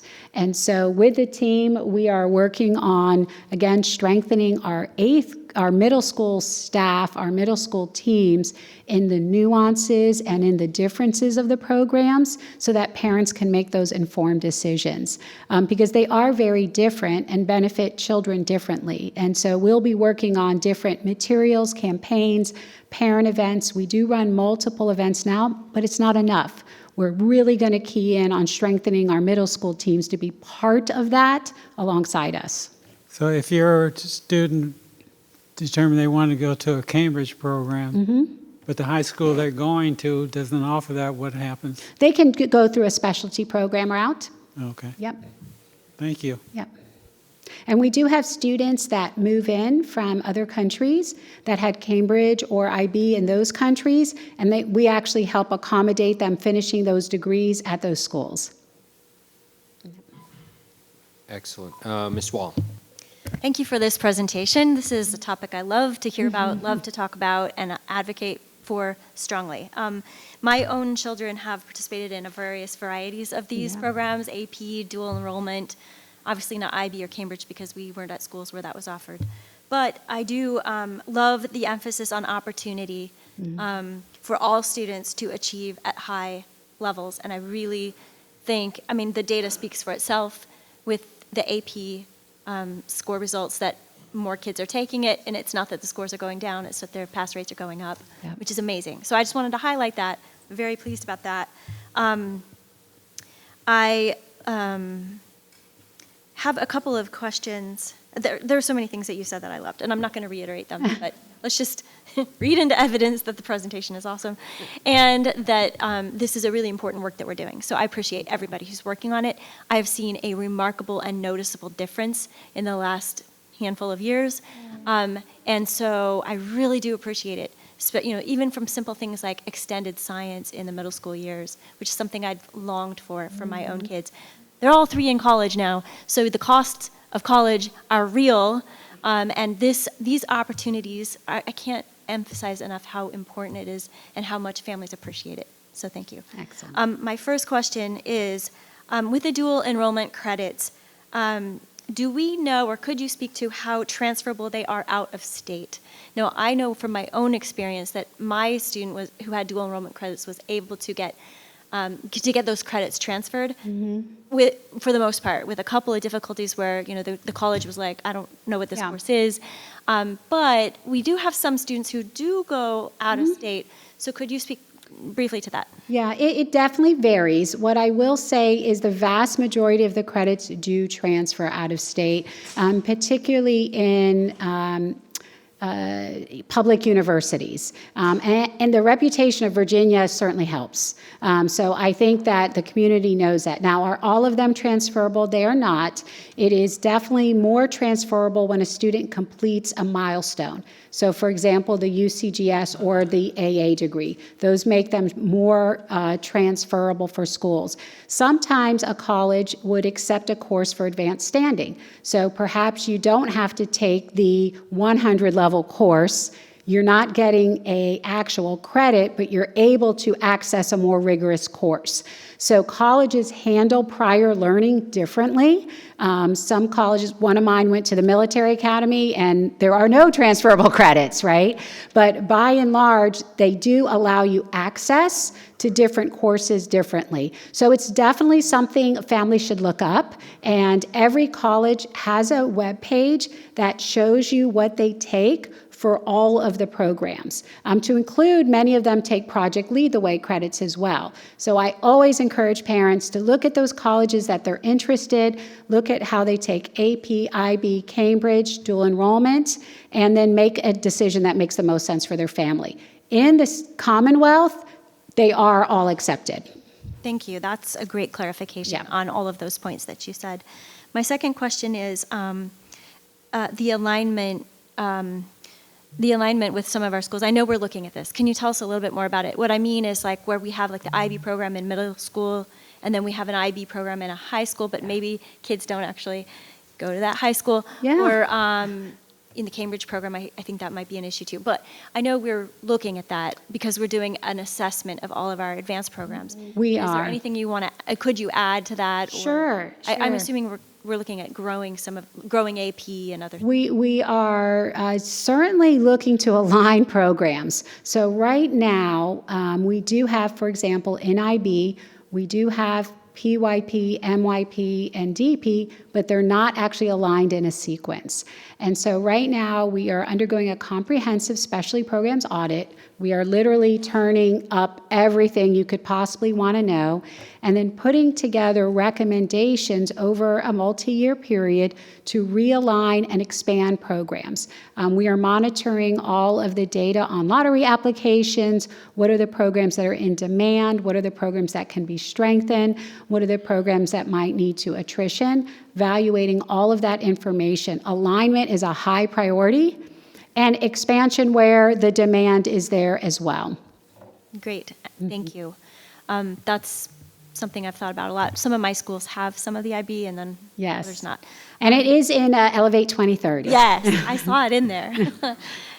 My last question is how are we, at some of our schools, we might have like an IB program or Cambridge, and then we offer maybe a few AP classes. But AP is very ubiquitous. It transfers very easily. It allows, it's kind of the cafeteria style where you can pick and choose what you're interested in. You don't have to seek an IB diploma. You know, it's not complicated, I guess is what I'm saying. And it's flexible. So at the schools where we have like an IB program as their primary option, what are we doing to advance AP classes also at those schools so that students who are maybe not interested in the IB track can still take those advanced classes? Yeah, it really depends on the courses. So each of the schools does have some, albeit limited, opportunities for AP. It depends on if it is countering the same students.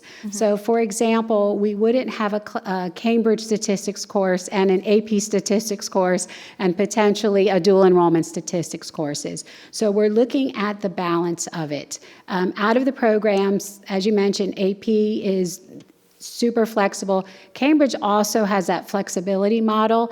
To get the diploma in IB, it is very structured, and so that's more of a cohort collective program model. And so through advancing opportunities like with dual enrollment, those can really complement the Cambridge and IB schools as well, but we are continuing to see some increase of additional flexibilities in that space. Okay, thank you. Yeah. That's an interesting consideration. And again, I know parents, regardless of their background, their economic status, their politics, they like school, they like choice. Yes. They like choice for their kids. They want options. And these programs do allow us to tailor our offerings to meet the individual interests of the students and therefore drive engagement, which is what we're trying to do. And so I really appreciate all the work in this, and thank you very much. Thank you. Mr. Blake. Thank you, Dr. Sullivan and Dr. Krantz, for that very comprehensive update. I would just, what really stands out to me first is about this advanced academics in Prince William County is like Ms. Wall and my other colleagues said, is not about exclusivity. And, it's about access and readiness. And as it's outlined in our Elevate 2030, our commitment is to provide equitable opportunities to all students to achieve at high levels, and that matters, and that's what we're doing here. And and we're not sacrificing rigor to expand access either, so that's very good. We're doing both at the same time, and I just, want to make sure that everybody understands that. I'm not gonna really, I'm excited about a lot of these things too, but I won't go into all of it. But I would like our Cambridge program. You didn't really, let's highlight, are we like one of the only divisions in the Commonwealth? We are the only with this division. program? Yes, we are the only division in the Commonwealth. Right? It is very popular throughout the nation. Every college website will show how they take Cambridge credits as well, IB credits, AP, but we are the only division in the Commonwealth that offers it. And it's a real Cambridge diploma. It is affiliated with the University of Cambridge. Yes, it is. This is what I'll say. I believe it's been the best kept secret in Prince William County School. So my team and I are working very hard to elevate, to increase training, to increase fidelity of the program. We've been working very closely with the staff from the University of Cambridge this year. They've actually been here 5 times this year to work alongside our counselors, our teachers, and our administrators, because it really is a remarkable program. We want to shine a brighter light on it. Right. Thank you.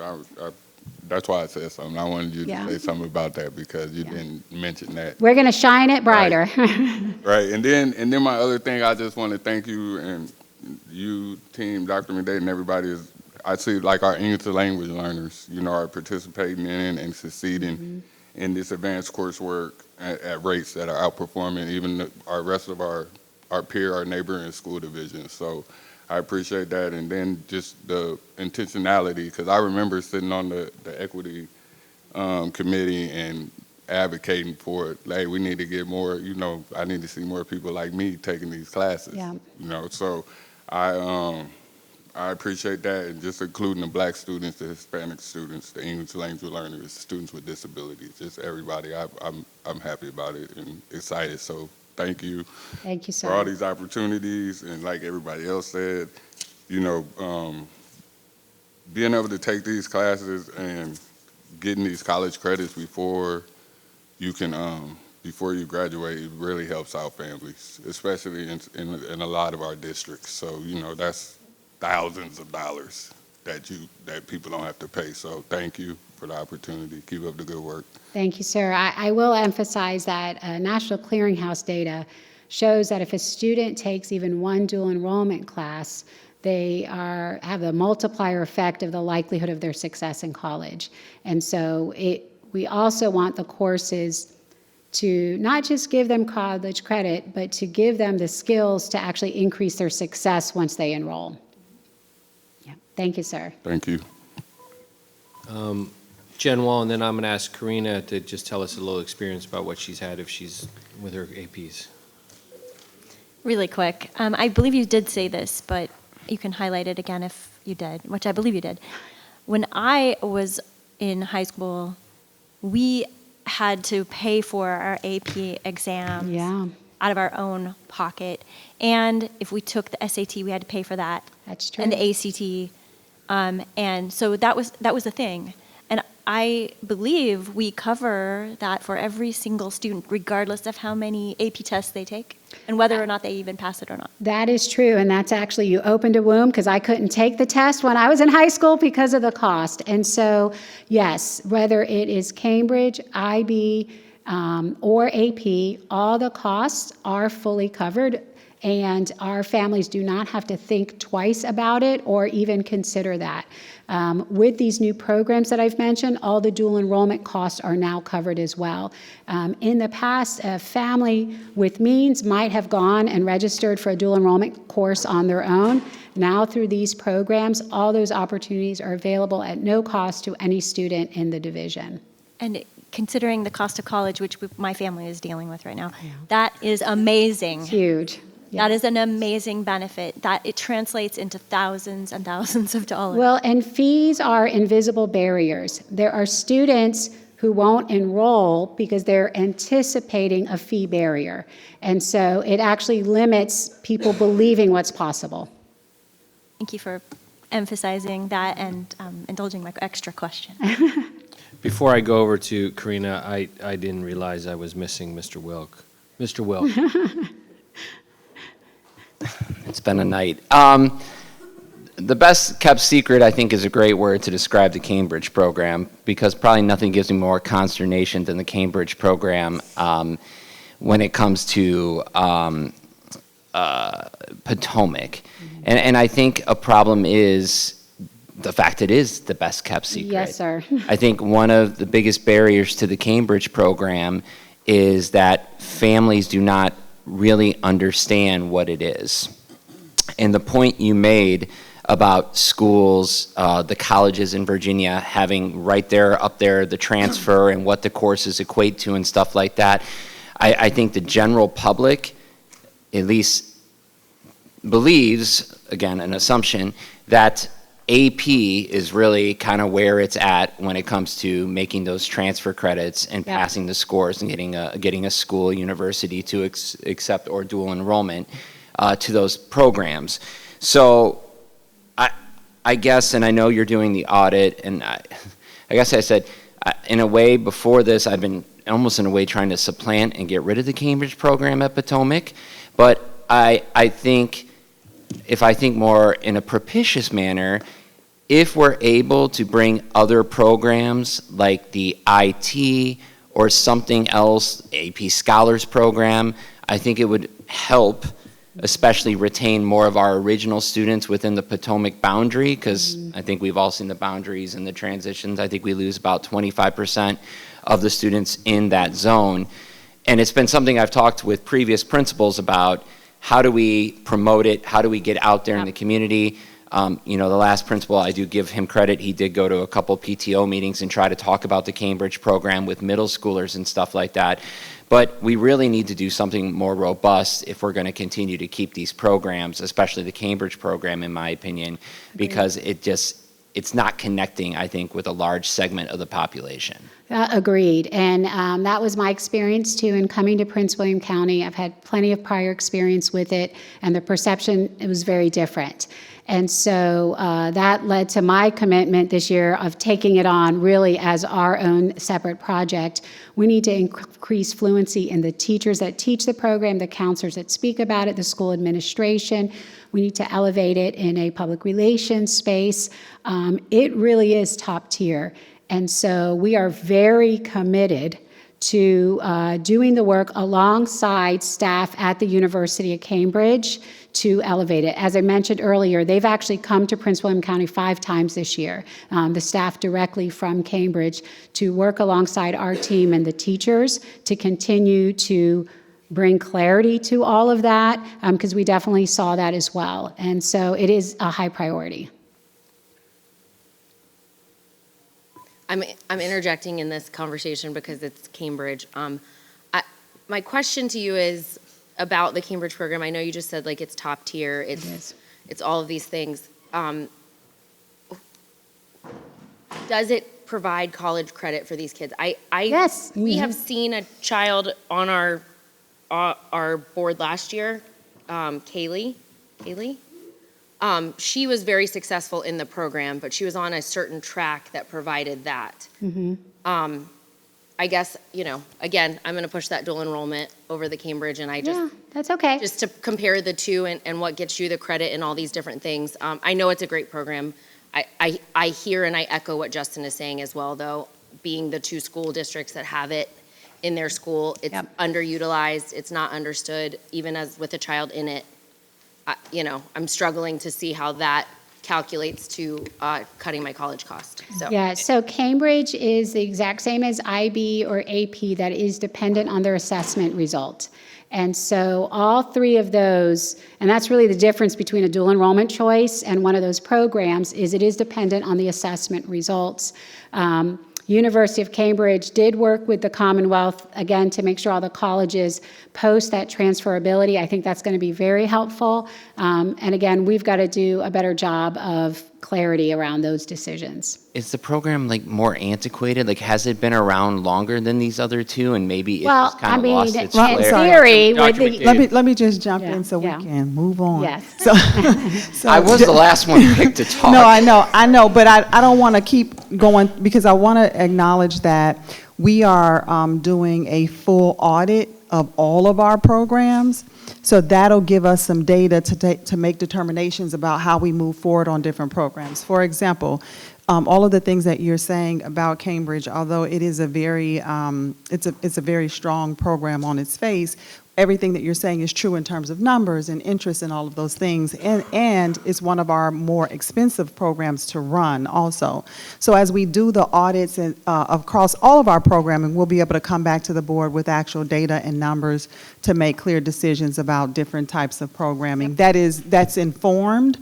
So if we have a situation where we're not seeing the interest there, then we can make decisions about whether or not we swap out one program for a higher interest program. I know one of you just mentioned about like IT. One of the reasons we're putting IT at every high school is because it is high demand, and it's also a high demand, high wage career as well, but we're also seeing a lot of interest in it across the school system. So we want to make sure that the programs that we offer are programs that our students are actually interested in and are applying for. And if we find that one program is just not generating that kind of interest, then we should, just like we do in our continuous improvement plans, our stop, continue, look at what have we been doing historically. Does the data support us continuing to do this? And if it doesn't, then do we stop it and then pick up something that may be in higher demand for our students and our families? So I just want to be responsive to the board and the concerns that you're having and letting you know that the team already has an audit process in place. Yep. And we'll be able to bring that data to you so that we can make informed decisions to address some of the very valid concerns that you're raising tonight. And I think you make a good point about, especially in my situation with the IT program, a sensitive topic as we see a huge influx of students from school A going to school B in my district, and we see kind of the result of capacity at one of those buildings. So, yep. Thank you. One of the reasons I want to ask Karina to speak, I thought in your comments where you discussed some students felt like some schools didn't have as many dual enrollment and AP courses. I can tell you that when I first got on this board 8 years ago, it was a dramatic problem. There was inequity across the division in course offerings. And when Dr. McDade came, if you take a look at the data here and the charts here, the number of students taking AP classes, advanced placement classes, and then passing, it's because we increased opportunity. And so Karina, one, I'd like to, that point you made is a really important point. It still continues. We still have work to do. There's no doubt about it. But it's dramatically improved in the last 4 years, as shown on slide number 7, which I think is the best slide in the whole deck, where we have far more students taking it. And our Elevate 2030 plan continues to push that number. It says we want even more. Yep. And that is really critical. And I do believe deeply that if we push that more, I believe our pass rate will continue to go up. And for all those in the country who thinks public schools are not rigorous or not pushing the envelope, this is the clearest example of a school division doing exactly that, pushing the envelope, pushing rigor. And I'll have more to say on that. But Karina, I'd like to hear your thoughts on how your experience has been with APs and those kind of advanced classes at your high school. Yeah, at Colgan, we have AP and dual enrollment opportunities, and I've taken both. I've loved both. I feel like they both really prepare me for college, and I've learned so many key skills that I'm going to use in college through those courses. Same with my peers. We all encourage one another to take them. As a senior, my main concern are seniors skipping out on the AP exam. So I have a question. On slide 7, is the exam, the number of exams in 2025, 14,500, is that exams that were purchased, or are those the amount of students that took an exam?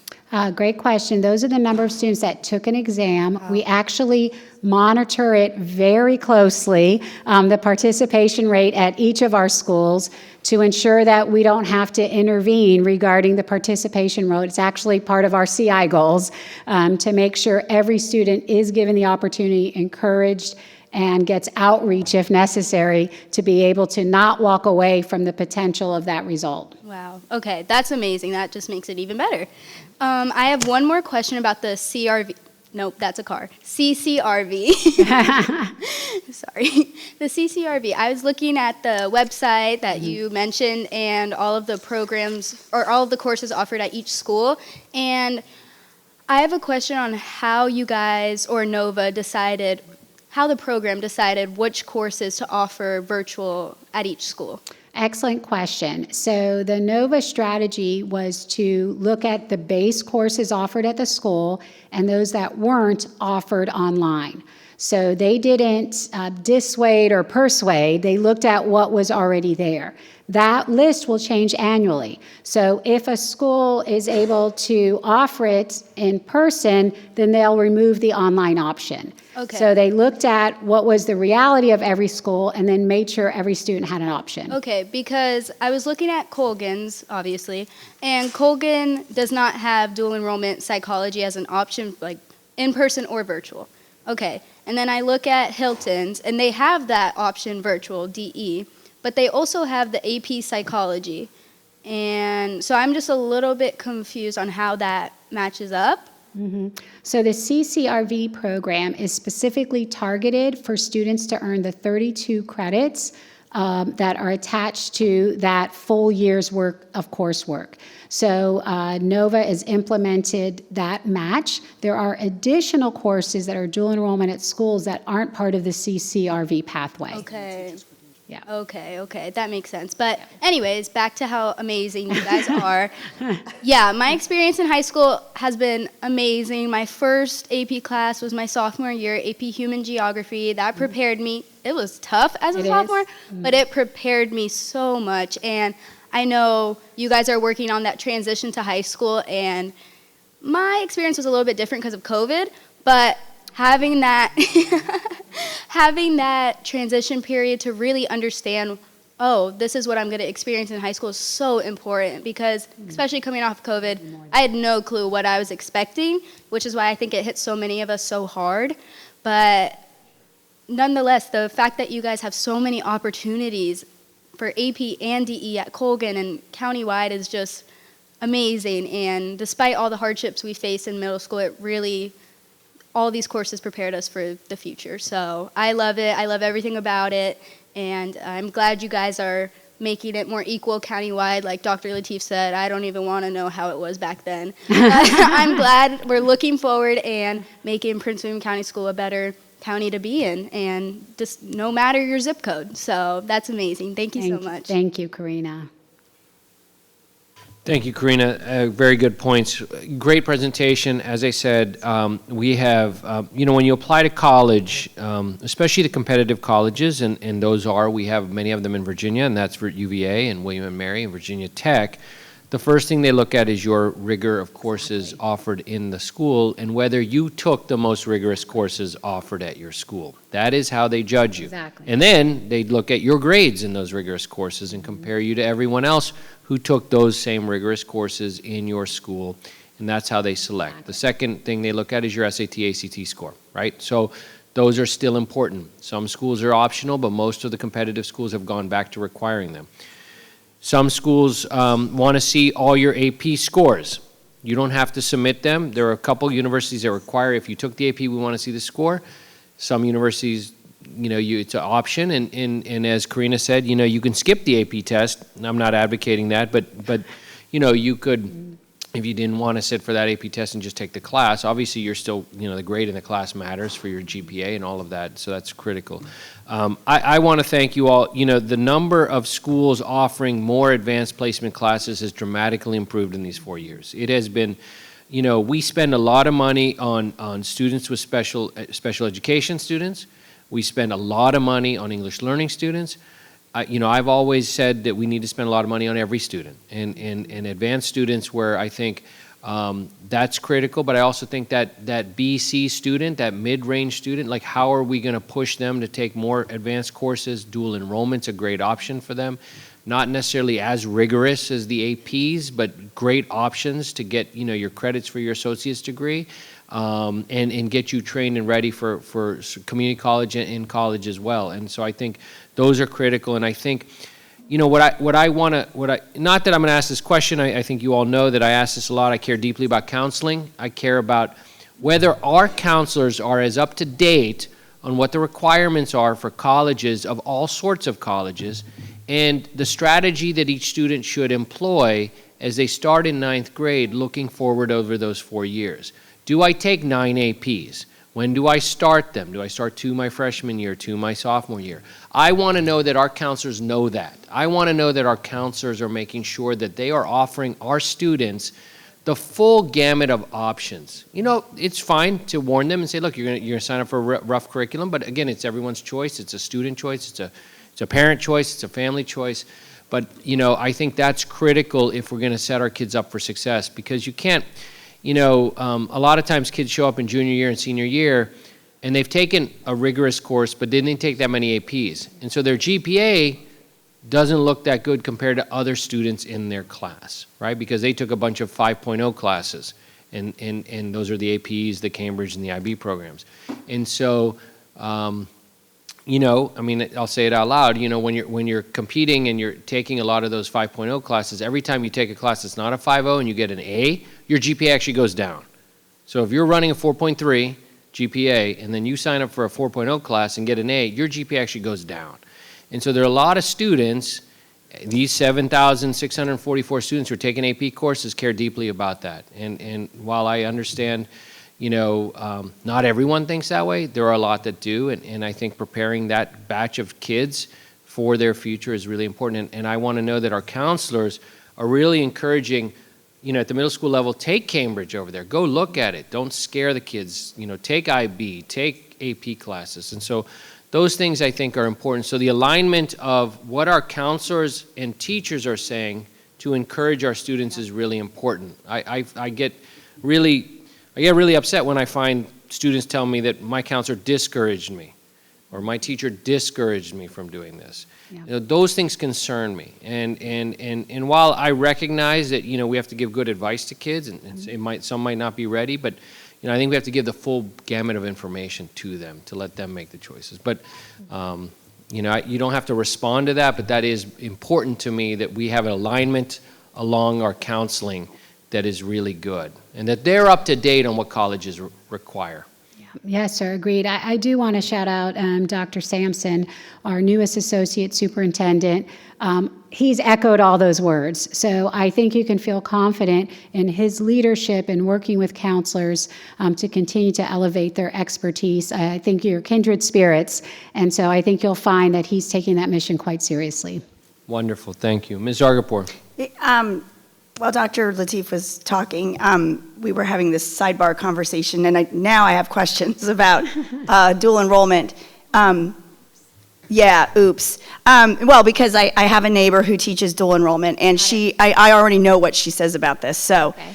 Are dual enrollment students following PWCS, or are they following what NOVA is saying? So we offer retakes. NOVA would never do that. Yeah. So. Yes, so we are providing some clarification to that point. Oh, good, thank you. Because we have found that needs further clarification. The students should be following NOVA's expectations, the guidelines, and the course requirements, because we are presenting it as a college course. So we are working to provide some of that clarification. For example, even with the grading practices, we've made clear that the NOVA classes are actually different because they are expected to follow those NOVA criteria. It definitely requires a little bit more work and a little bit more clarification. Yes. That's excellent because I know my neighbor is an amazing teacher, and the way she talks about how she prepares, she teaches this same class to college students. Yes. And she doesn't want to have a different standard for high school. Correct. So I think that the rigor and the value for dual enrollment could rival any AP class because you are actually doing the college work.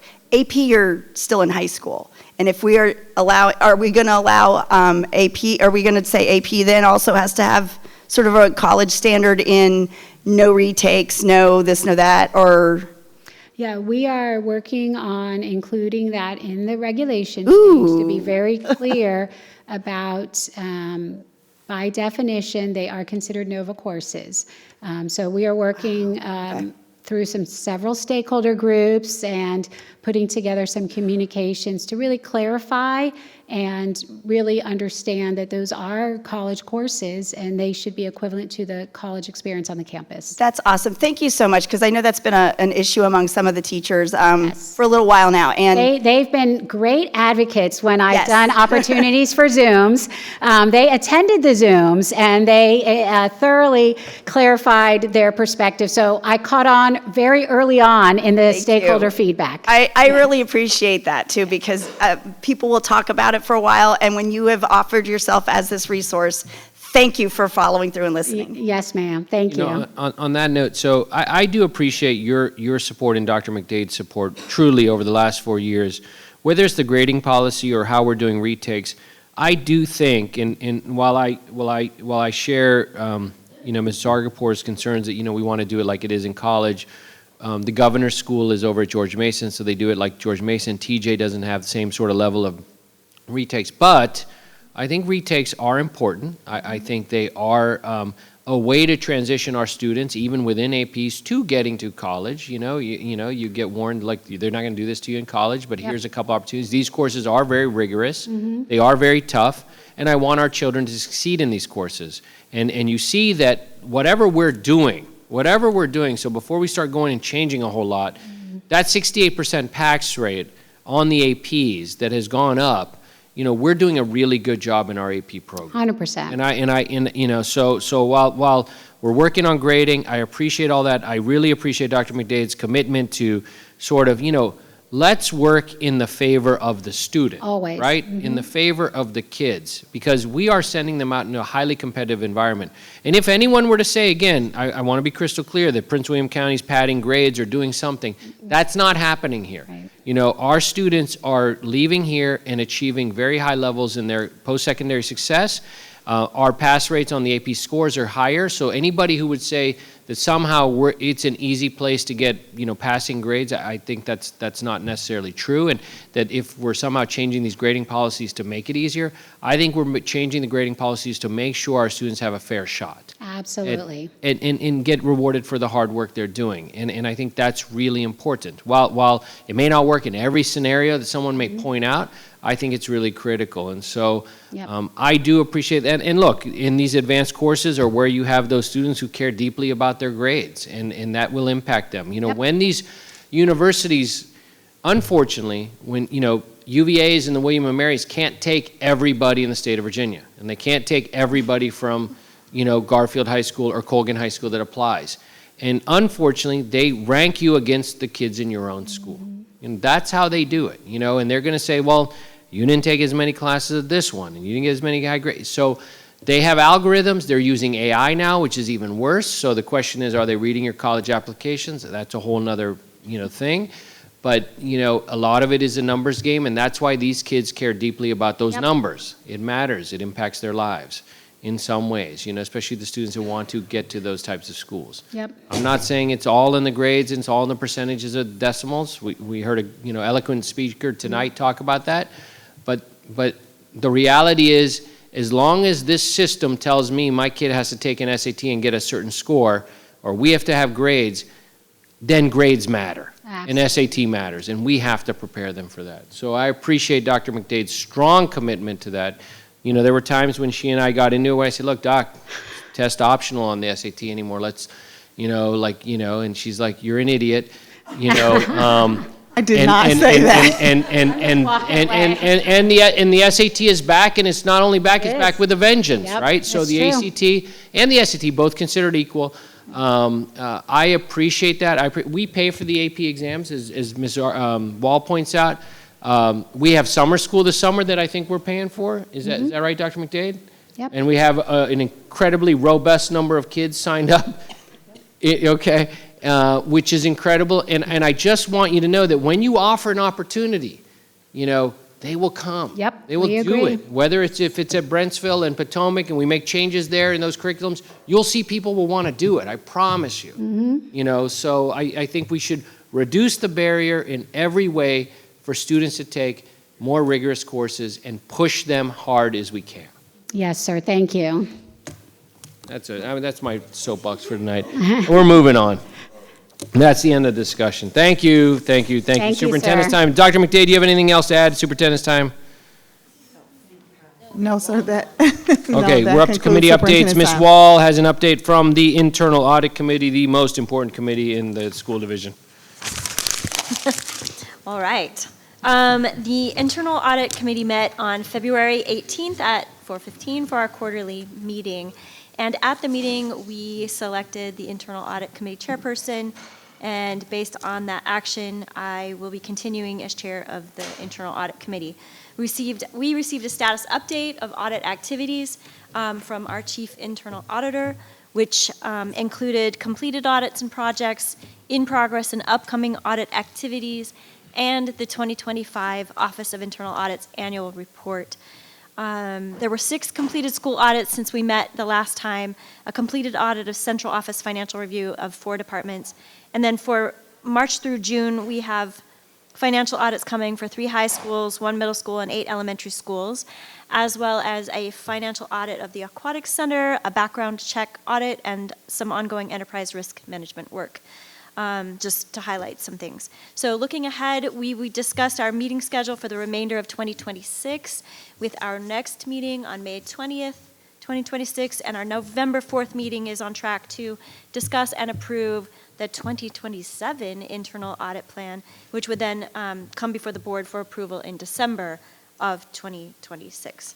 So that completes the report for the Internal Audit Committee. Thank you, Ms. Wall. And I think it should be noted, I think it's Ms. Wall's second or third year as chairing audit committee? Second? Third. Okay. She's done a great job. I appreciate the superintendent's cooperation. It is, I believe, one of the most important committees. It helps this board, and the Internal Audit Committee answers to the school board and reports directly to us on making sure that the work we do is transparent and answers to the public's charge of their public dollars, and to make sure we're doing it well. Thank you so much. Of 1701, we have an approval of side letter, a collective bargaining agreement. A motion's in order. Vice Chair Jesse. I move that Prince William County School Board approve and authorize the board chair to sign a side letter to the collective bargaining agreement ratified on May 7th, 2025. Do I have a second? Mr. Chairman, I second. Mrs. Argenpour seconds motion. Any discussion? Please vote. Discussion. Oh, yeah, no, I'm sorry. Ms. Wall, go. I just wanted to state that I love track. My kids have run track, have been actively involved in extracurriculars in track, and by no means does the way I vote on this have any reflection on how I feel about track and track students and track athletes. Ms. Argenpour. Just super quick. I appreciate the collaboration on this particular item, and that collective bargaining has a process and the process works. Please vote.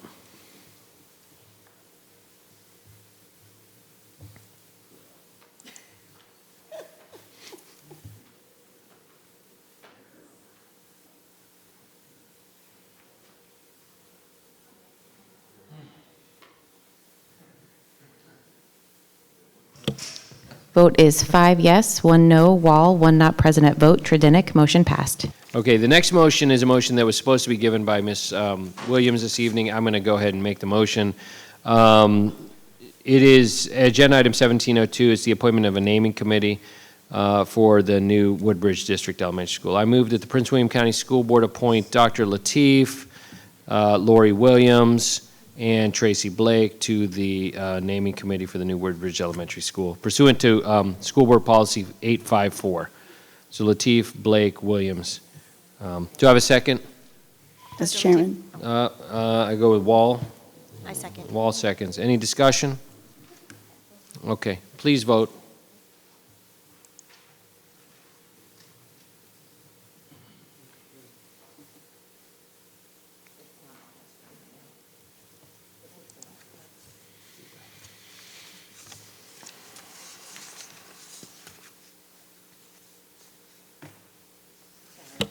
Vote is 7 yes, unanimous. Motion passed. All right, we have board matters now. We start with Justin Wilk this evening. Thank you, Mr. Chairman. I definitely won't use all my 4 minutes, but just want to bring up some general themes, tonight. I appreciate the concerned fathers coming from Prince William County, Raymond Bell, particular in my constituent. I do agree the bullying of the code of behavior does need to be further addressed and worked on. Often bullying is a very gray area, but I agree that we can put some parameters and processes in place to better support students when it comes to things like racial discrimination. Wanted to mention, on Sunday, I did have office hours from 5 to 9 p.m. At Panera. I do like getting different perspectives and hearing about the various topics. This had to do broad themes, more like accessibility and parental access, food and nutrition, school booster funding options, parental intimidation against staff, broad swath of topics, and it's just good to take those concerns back, even if it's just people who really just want to vent and talk to someone about their concerns, not necessarily seeking immediate action, but having the ability to come to someone. So I do appreciate that, and I'm going to try to set up another one for those people who do want to meet with me in person versus telephone call. I do want to again thank the division for recognizing the Potomac Shores Middle School on their historic feat and championship of 100-0. They probably won more than 100 games now, but being still undefeated and reaching that 100 milestone, I appreciate that. Another parent came and spoke. We've been talking about racism, and we've also, see that, things are unfolding in the world around us as a result of, the intervention or war in Iran. And, we just got to be cognizant of all of our groups of students, as I'm hearing a little bit more from parents of Muslim students who are facing some harassment right now. So I do want to be cognizant of that as this theater potentially expands or the war continues. And speaking of the war, I do want to mention that, in the last couple of days, we did lose 6 U.S. service members who were killed in Kuwait during the Iranian counterattack. It just goes to show again the line, freedom isn't free, and these soldiers gave the ultimate sacrifice. So forever remembering them and thanking them for their service. And I am done. Thank you.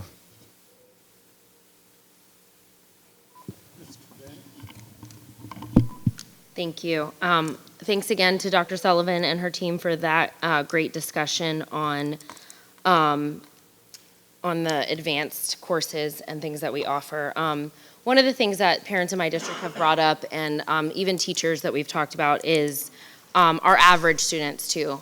We do a lot of talking about the special education and our advanced, and then just the average student and how they respond. And I will disagree with one of my colleagues when they talk about retakes.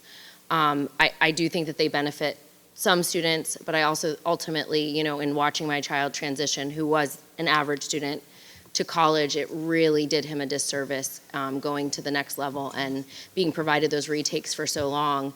You can only tell your kid so many times, like, you don't always get a second chance at everything before they call you and say, hey mom, hey dad, you were right. Like, this is moving faster than I thought. Like, I've got to really buckle down. And, even with homework and things like that, I know parents are not huge homework fans. I get it because they have so many other activities, but they've got to take that time to themselves to do the hard work. And when they get a second chance and a third chance, why do that? You know what I mean? And so I think we really do a disservice to our kids by providing that that retake. I've always said that. I'm not a big fan of those. So anyhow, that's just me on my soapbox for that. I am going to say this too, and Dr. McDade might cringe a little bit. I received a attendance email this week about here, congrats on your achievement. You and your child set a great example for others to aspire, setting goals and achieving them. Your accomplishments did not go unnoticed. This child has a 95% or better attendance rate. The same week, I got a truancy letter. for the same said child. So I'm struggling a little bit with those two mixed messages because this child says to me, look, guess you're wrong. And I'm like, what about this letter? So there's a little bit of mixed messaging there. I'm just going to say, I'm not a big fan of those attendance emails, and I also don't think that they help when your child struggles a little with attendance. If they get that really big pat on the back for 95% attendance, like, let's just only send them for 100%. Let's just forget the 95 because those kids are somehow weaseling by with that 95 when they're not even going all the time. So that's my mother soapbox as a mom. I just not a fan of those attendance things, and I hope we're not mailing them at least. I did like to see that it was an email and not a mailer because those mailers are expensive. Happy March, and that's all. Ms. Zagafor. Well, good evening, everyone. It is Music in Our Schools Month, and I have to put this out here. Music improves the neuroplasticity of our brain. When we make complex motor tasks, such as playing an instrument, and combine it with decoding a visual language such as reading music, our brain can increase the volume and activity in the corpus callosum. This is important because we just talked about gifted ed and rigor and all that good stuff. And one of the easiest ways we can do this is to have our kids participate in music. And in elementary school, they always get music. In middle school, they get a choice, and hopefully some of them choose to go on in high school. Music can be considered a multiplier for learning. It is a catalyst for learning in core subjects such as language, arts, math, giving you spatial reasoning. It gives kids leadership abilities. You have to be good at what you do as an individual, which means you have to spend the time and practice. You have to be able to hear and take criticism and comment and feedback and do something with it. It's a great place to practice failure and then success.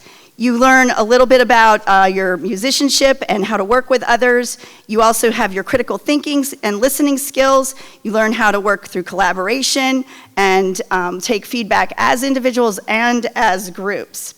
When we fund music in our schools, we aren't just buying instruments or sheet music. We are investing in the neural architecture of our students, ensuring they have the discipline, cognitive flexibility, and emotional resilience to succeed in their lives. So I am celebrating all of our teachers and our students who are involved in music, and thanks to the parents who probably drag these poor kids to all the rehearsals and things, but it really pays off in the end. I went to watch Colgan's concert last night. They did a little mini festival. They invited Benton's 8th grade chorus, and then a bunch of the Colgan choruses sang, and it was so amazing. And just to watch the kids get on stage and they practiced how they were going to do this at their assessment that's coming up. There was a clinician who came in and gave them comments and then had them practice in front of us. And the audience was great for just sitting and listening, and we could immediately hear the difference. So it was a great experience, and good luck to all of the musicians, whether your band, strings, chorus, and your assessments this year. Have a good evening. Ms. Wall. Thank you, Mr. Jesse. Yay, Music in Our Schools Month. I'm a huge fan of music education, and I feel like every student I know who has participated in music education has benefited immensely. So I love that we highly promote the music in our schools. And I just want to give a shout out to all those amazing music educators out there. All three of my children have been beneficiaries of your amazing dedication and talent. I want to express appreciation for the parents and community members who came today and expressed their concerns. Clearly, racist behaviors in our schools is a problem, and we need to take it seriously, and we are. We are taking it seriously at Prince William County Schools, so thank you. Unfairness in sports selections and other things is also a thing we need to take very seriously. And I love the idea of an indoor track. I know the Board of County Supervisors shot that idea down a couple years ago, and I thought it was a terrible decision, and they should have run with it. That's great. They should have run with it. Thank you. Am I the only one that got it? Okay, all right. Blake, yes, sir. So we should have run with it. Congratulations to the students from Battlefield, Colgan, Patriot, and Gainesville who are National Merit Scholar finalists. And congratulations to the Gainesville boys indoor track team for their state win. Although not a Gainesville district school, many students reside in the Gainesville district who go to that school, and I know some of those families, so we're all so proud of your achievement. I want to highlight some events that I've been to since we last met because I think they're important. One is last night I went to the State of the County event. Probably none of you heard about it, but it was hosted by the BOCS, and it was very enlightening. I also participated in the evaluation of Governor's School at Innovation Park on Monday. They're up for their their 6th year. Every 6 years they get evaluated. So I think that we'll have a really good report. On the 28th, I went to the Special Education Conference and Resource Fair at Forest Park. This was awesome, great event. I hope it continues to grow. There was so much good information shared. I sat through one of the classes and I learned a lot. I was impressed with the variety and quality of the breakout session topics and the number of resources available from the community. So great job for everybody who worked on that. I went to All County Elementary School Choir at Colgan on the 21st. Oh, those kids were amazing. They were. What I love is seeing how proud parents are of their kids. It's really sweet, and they were really good. I went to the student mock trial competition on the 21st. This was at the Prince William County Courthouse. This was amazing. These kids were fantastic. They presented a case. They were prosecution and defense. They had witnesses and everything. The judges were legal professionals. In some cases, they were actually judges, and those judges really interacted with the kids in a fantastic way. It was absolutely awesome.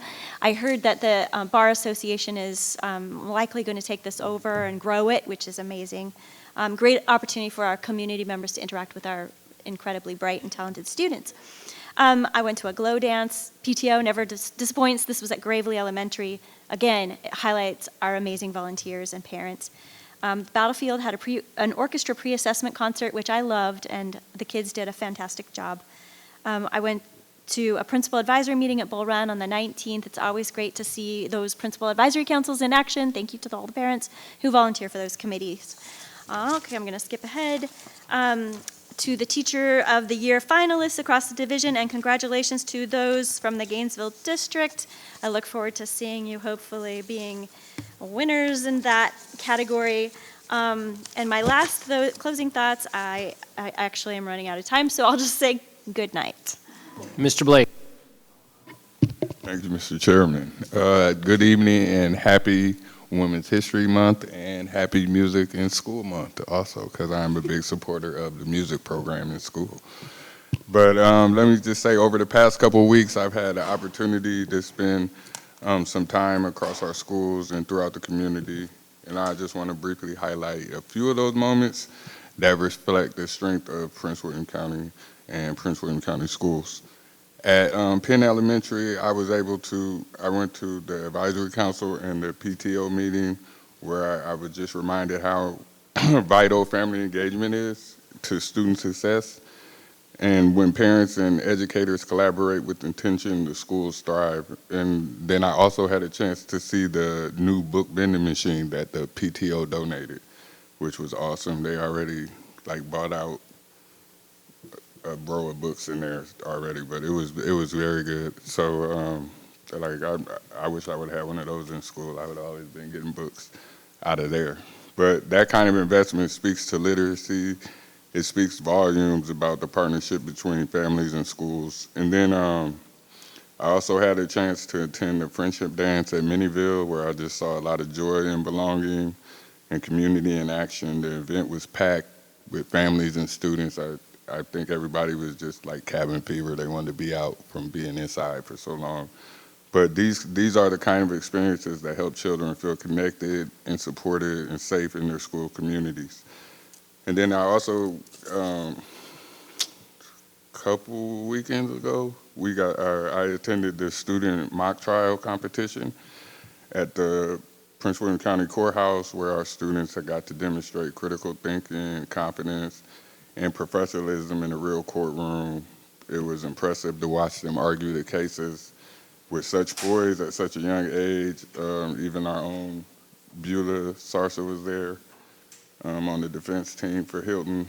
And this is just it was just an incredible empirical learning opportunity, and one that I truly wish that I would have when I was in high school. There's like a lot of things that happened that I didn't get to do, but these kids get to. It's very good.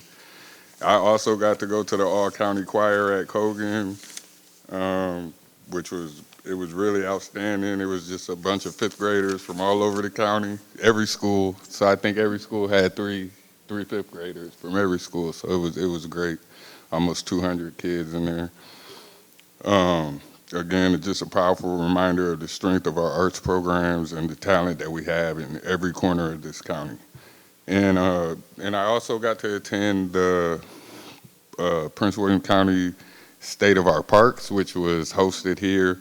And it was just really encouraging to see the continued investment in spaces that support youth programs, wellness, and community connection.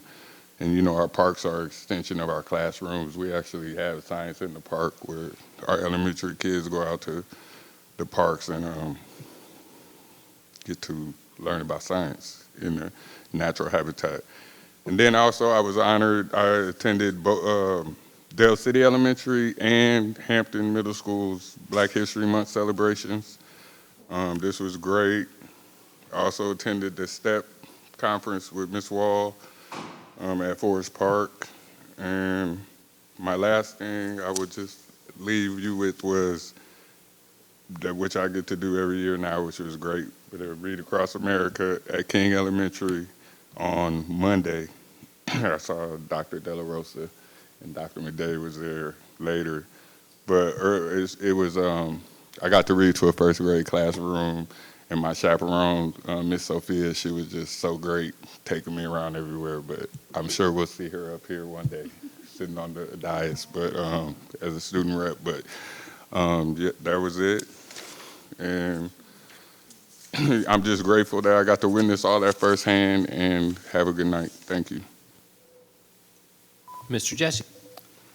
Thank you. I did get to one event. I was able to take Mrs. Jessie, and we went over to the Hampton Middle School for that Black History event. And that evening, I went over to one of the mosques.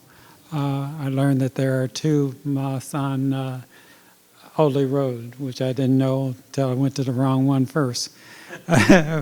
But I hope to get to some more events this month, and looking forward to it. Thank you. All right, everybody's going short. Well, well, very good. A couple comments. You know, I saw that the county, you know, so there's a lot of discussion on the indoor track. I think the county Board of County Supervisors is putting it up for a bond referendum in this fall's election for a track. They already own property kind of in the same area where our high school was, where they were planning on building the track anyways, so that's there. So I would really encourage the Board of County Supervisors and the school division. They know the school division supports anything they do for that, and support the public in supporting the bond referendum on an indoor track. So that, I think, is in the works, just for folks to be clarified on that. You know, I don't have a lot to say. This was a great meeting. What I do want to say is thank you to each of my board members. You heard a lot from a lot of them this evening. They're passionate about their districts. They're passionate about the students in their districts. They're passionate about the success in their districts and across the school division. And I want to thank them for everything, and for the opportunity to get to work with each of them on the things that make it very important for them to do this work. So thank you, and that includes our student member, Karina Grover. Thank you all very much. With that, the meeting is adjourned.